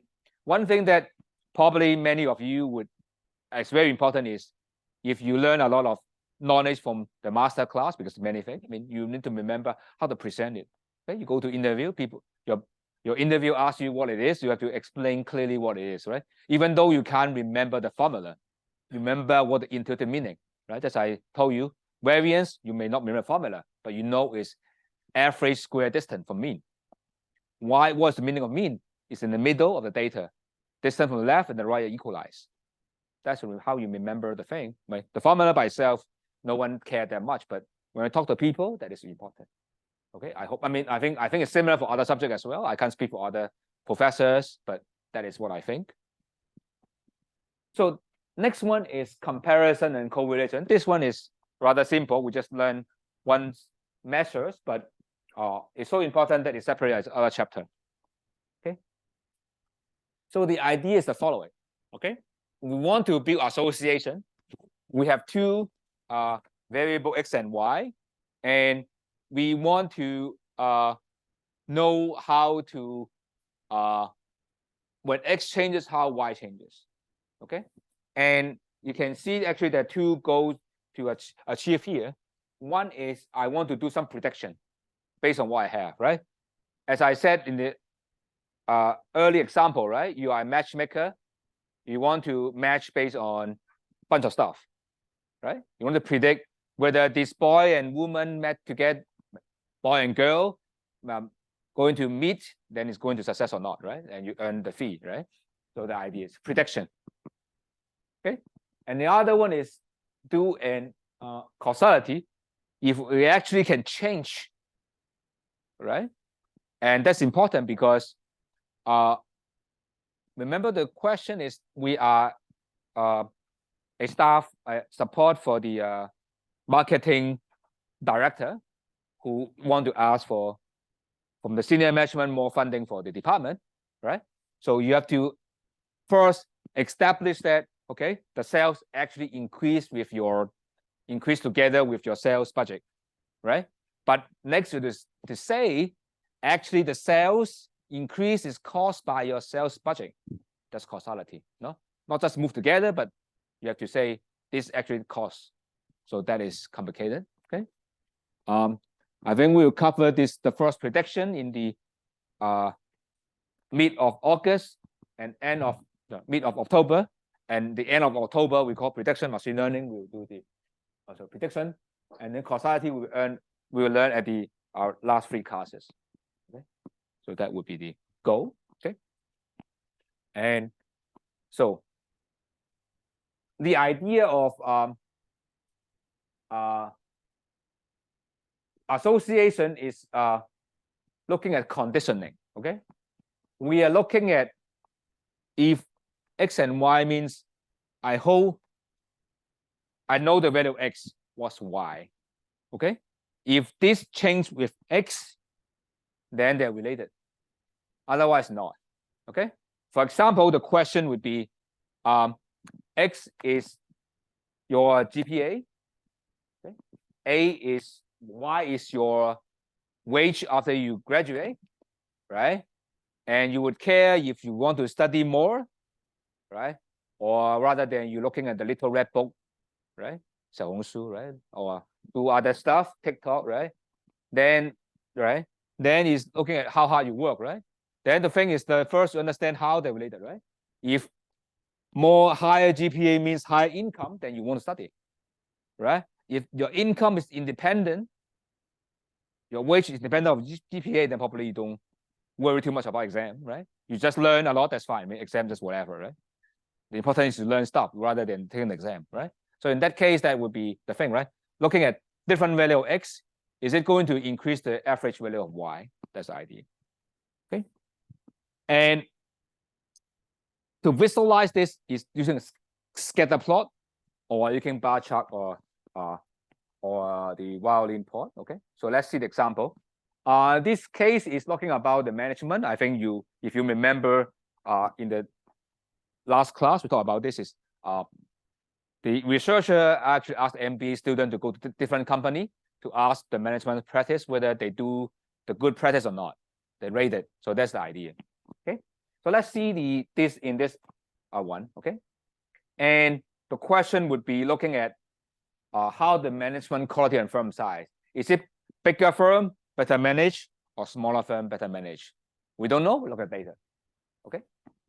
So that is the question.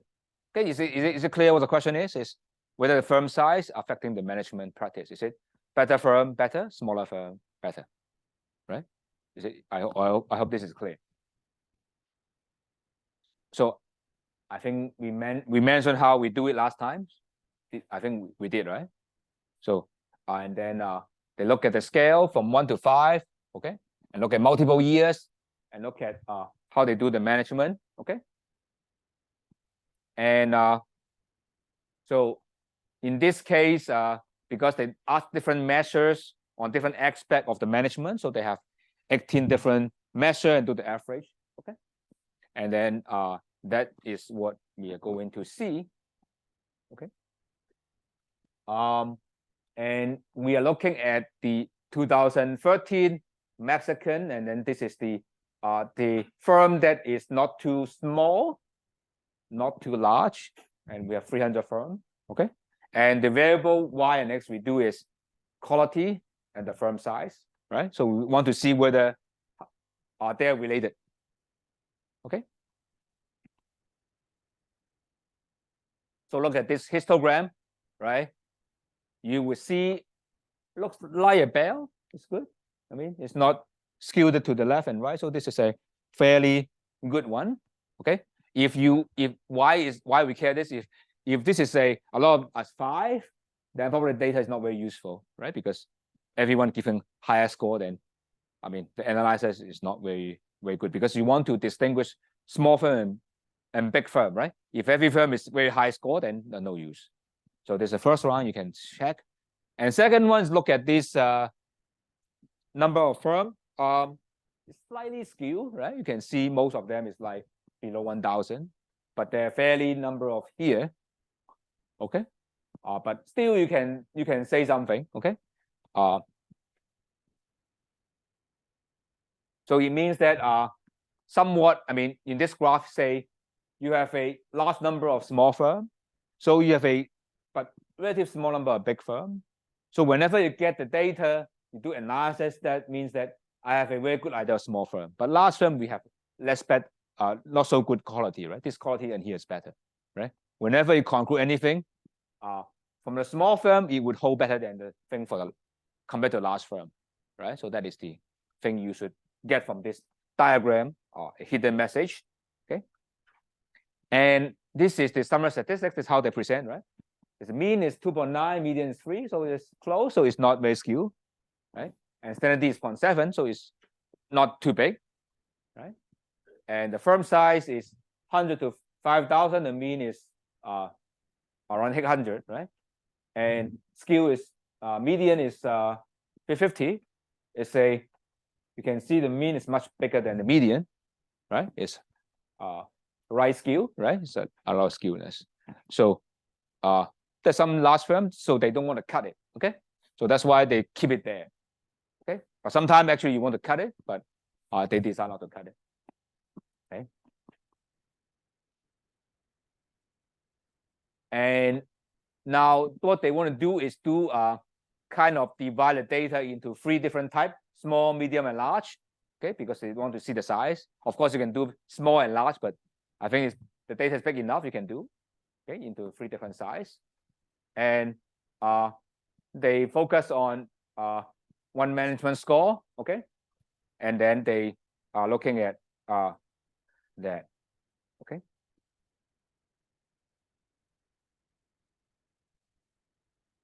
So whether the lean management score is looking at a single measure, okay? So as you can see here, okay, the darker color means the better, right? And you can see when we go from small to large, right? The larger firm actually seems to be scoring higher, right? Do you note that how is the color? It's very important, right? Because without even looking, the color tells the story. So I hope you learn how to do it. I mean, we don't teach you particularly how to do things, but when we see it, I will tell you, but hopefully you learn on the way. Okay, that's very nice, right? You can see the smaller goes smaller, you can compare, right? So the bigger firm actually do substantially better, right? Okay, in terms of proportion. So you would conjecture that bigger firm do better. Okay, that is a thing you need to you will be getting. Okay, so then actually you want to do a little bit more detail, right? Because the graph. So that's what they show. Look at the mean, small, median, and large. So I hope this convinces you, right? You convince people by the graph and support it by more detailed number. Then hope this convinces you that this is the right thing, right? So you convince by 2 ways, right? First by the graph, second by the number. Is that okay? Good. Okay. Now we want to, I think we want to do beside that, another way to do it is do the scatter plot. Okay. I think everyone should know how to do scatter plot, right? Just like each point will be each observation, right? But this one seems to be less natural. You can't see much, right? Looks like a little bit chaotic, right? I don't know whether they're related or not, right? It looks like on average 3, right? So let's see if we can get better sense from this scatter plot. Okay, this scatter plot doesn't seem to be very informative. Okay, so what they do is instead of looking at the raw data, they group it. Okay, they group it in a bin of 10.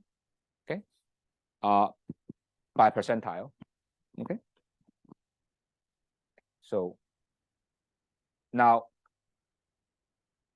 once you group it, it becomes like this, right? So you look at the, say, suppose 100 firm. You look at the first 10 firms, average their score. Look at, then become the first data point. Look at the 21st firm to the 30 firm. Sorry. First is 0 to 10, so 1 to 10, first number. And then 11 to 20, the second number, right? And so on and so forth.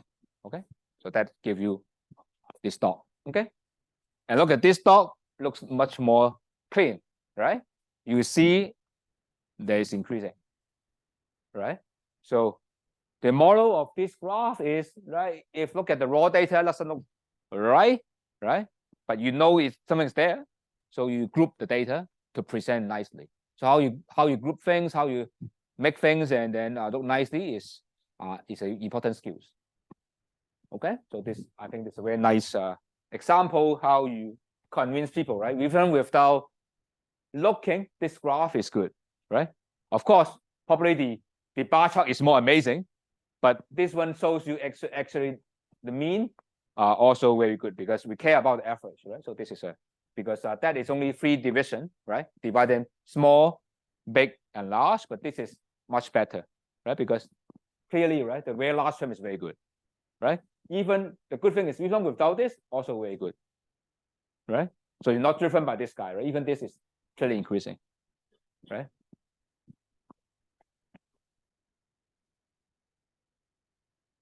So the next one is another type is called this box plot and scatter plot, right?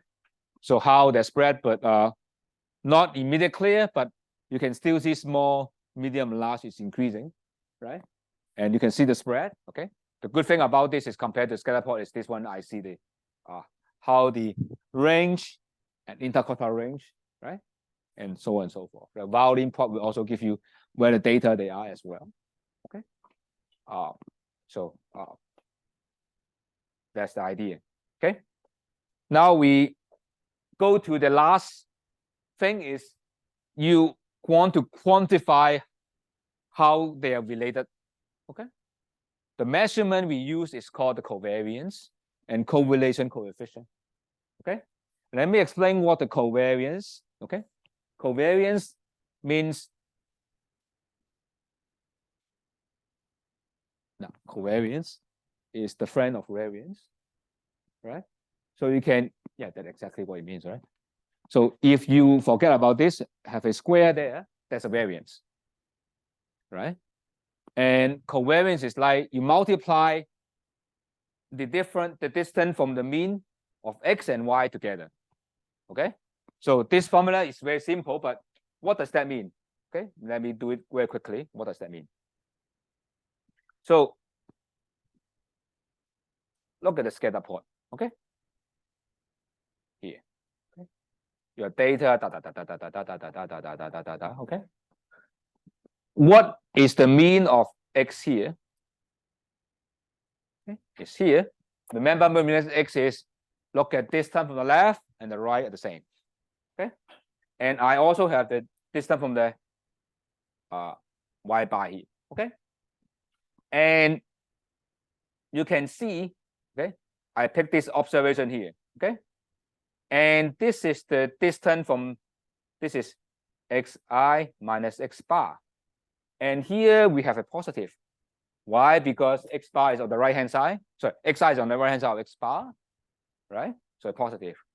And this guy is positive as well, right? Because above, right? So it means that all this number are above, positive, this number positive, multiply, these two number positive. And here is all negative, right? So whenever the data is in these two regions, it's positive. In these two regions, negative, right? So that's why covariance and measuring, if positive, is likely to be in this region. They're positively related, right? If here, it's negatively related, okay? So that's the meaning of the covariance, right? Positive, they go together, above the mean together, below the mean together, right? If they're negative, multiply, because they are not in the same direction, okay? One go north, one go south, right? It's different, okay? So that's the idea.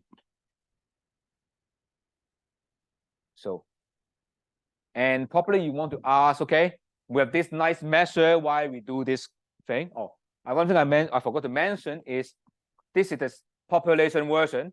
You should -1 when you actually do the calculation. Okay, this is called a sample version is -1. Okay, and next is this correlation coefficient. Something not complicated, right? Because it's just this divided by SD of the two, right? Standard deviation. And probably ask why we do that. Okay, the only thing we want to do that because it's a nice property of it's either 1 or -1. Okay, it is why that is important, because when we have that, that's what we have. Okay, if I scatter plot here, if my data is on a line, okay, my correlation coefficient is equal to -1. Okay, if I on a very line there, then that will be +1, right? If it will be something like this along the line, that will be positive. If I have something like this, okay, then this will be negative. Okay, if I something irrelevant your screen, something like this. Then this will be 0. Okay. So from -1 to 1, we exactly know how they're related. If it's close, the more closer to 1, they're positive related, right? Suppose I collect data about the GPA and the income, the wage you earn, the job you graduate. If positive 1, then you study hard, very hard, right? If 0.9, 0.8, you also study very hard. Okay. And if negative, then you probably don't want to study, right?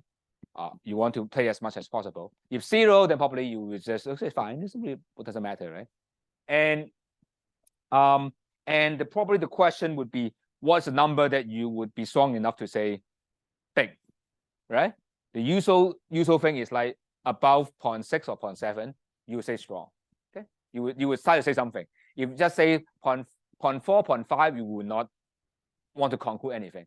Okay, so 0.7, 0.8, 0.9, then you will say strong. Then you would try to continue analysis, right? Remember, we're doing the exploratory data analysis, right? So you try to explore data, try to see if there are things related. Okay, if not strong enough, then you don't want to do anything more. Okay, so and these are the two functions. I don't think I need to go further for that because I think it's okay. I mean, just have two lists, right? And to the input, we give you the covariance, correlation coefficient. Okay, I don't think I need to do this, show it to you. Okay, and that the data, remember the management quality data. Okay, they calculate the quality coefficient is 0.3. Okay, that is not very strong because 0.3 is like moderately weak, right? Usually, I said, right, above 0.6 or 0.7, you say strong, right? It's 0.3 or 0.6 is like moderate. You don't really jump too much, so it's fine. It's there, but you will not make a big fuss of it. Okay, that's okay, fine. We know positive, but it's not going to make you go further quickly. Okay, and this is the correlation among this, right? So you can see auto industry has a high. This food is not very strong, right? So this is the thing. It's like how, right? Auto company, probably the bigger one, the better managed. I don't know what's the reason, but this is the data. Okay. And just final remark is what we say association is just coming from the covariance. Okay, we cannot talk about causality. Causality has to establish at the last 3 topics we cover. We need more things to do. We just say they go together, right? You just say the bigger the firm, more better managed. Okay, it can be the other way around, right? Because the firm is very well managed, they hire more people, right? We don't know which way, or there's something else, right? So that's why it depends on the source of variation. Okay, if X is controlled by us, that is people doing science, doing experiment, you change X. Okay, then yes, covariance done, you're done. You don't need to do further. Okay, but if not, like what we do, then the problem, right? Then maybe thing changes. Suppose a platform, you introduce a sales discount measure, your sales goes up, your profit goes up. Is it going to be because of the discount? Marketing, no, because it can be the economy is doing well or your competitor is doing badly, right? So things can change. So that's why you need more things. Okay. So, but at least if you want to establish causality, you have to have the correlation first, right? If no correlation, there's no relationship, then there's no point of doing anything. Okay. I guess I don't want to go to technical. You're happy to go for it, but I'm not going to go for technical. Okay. I guess you want to take a rest after 6 hours. Okay. So have a nice day. I'll see you next week.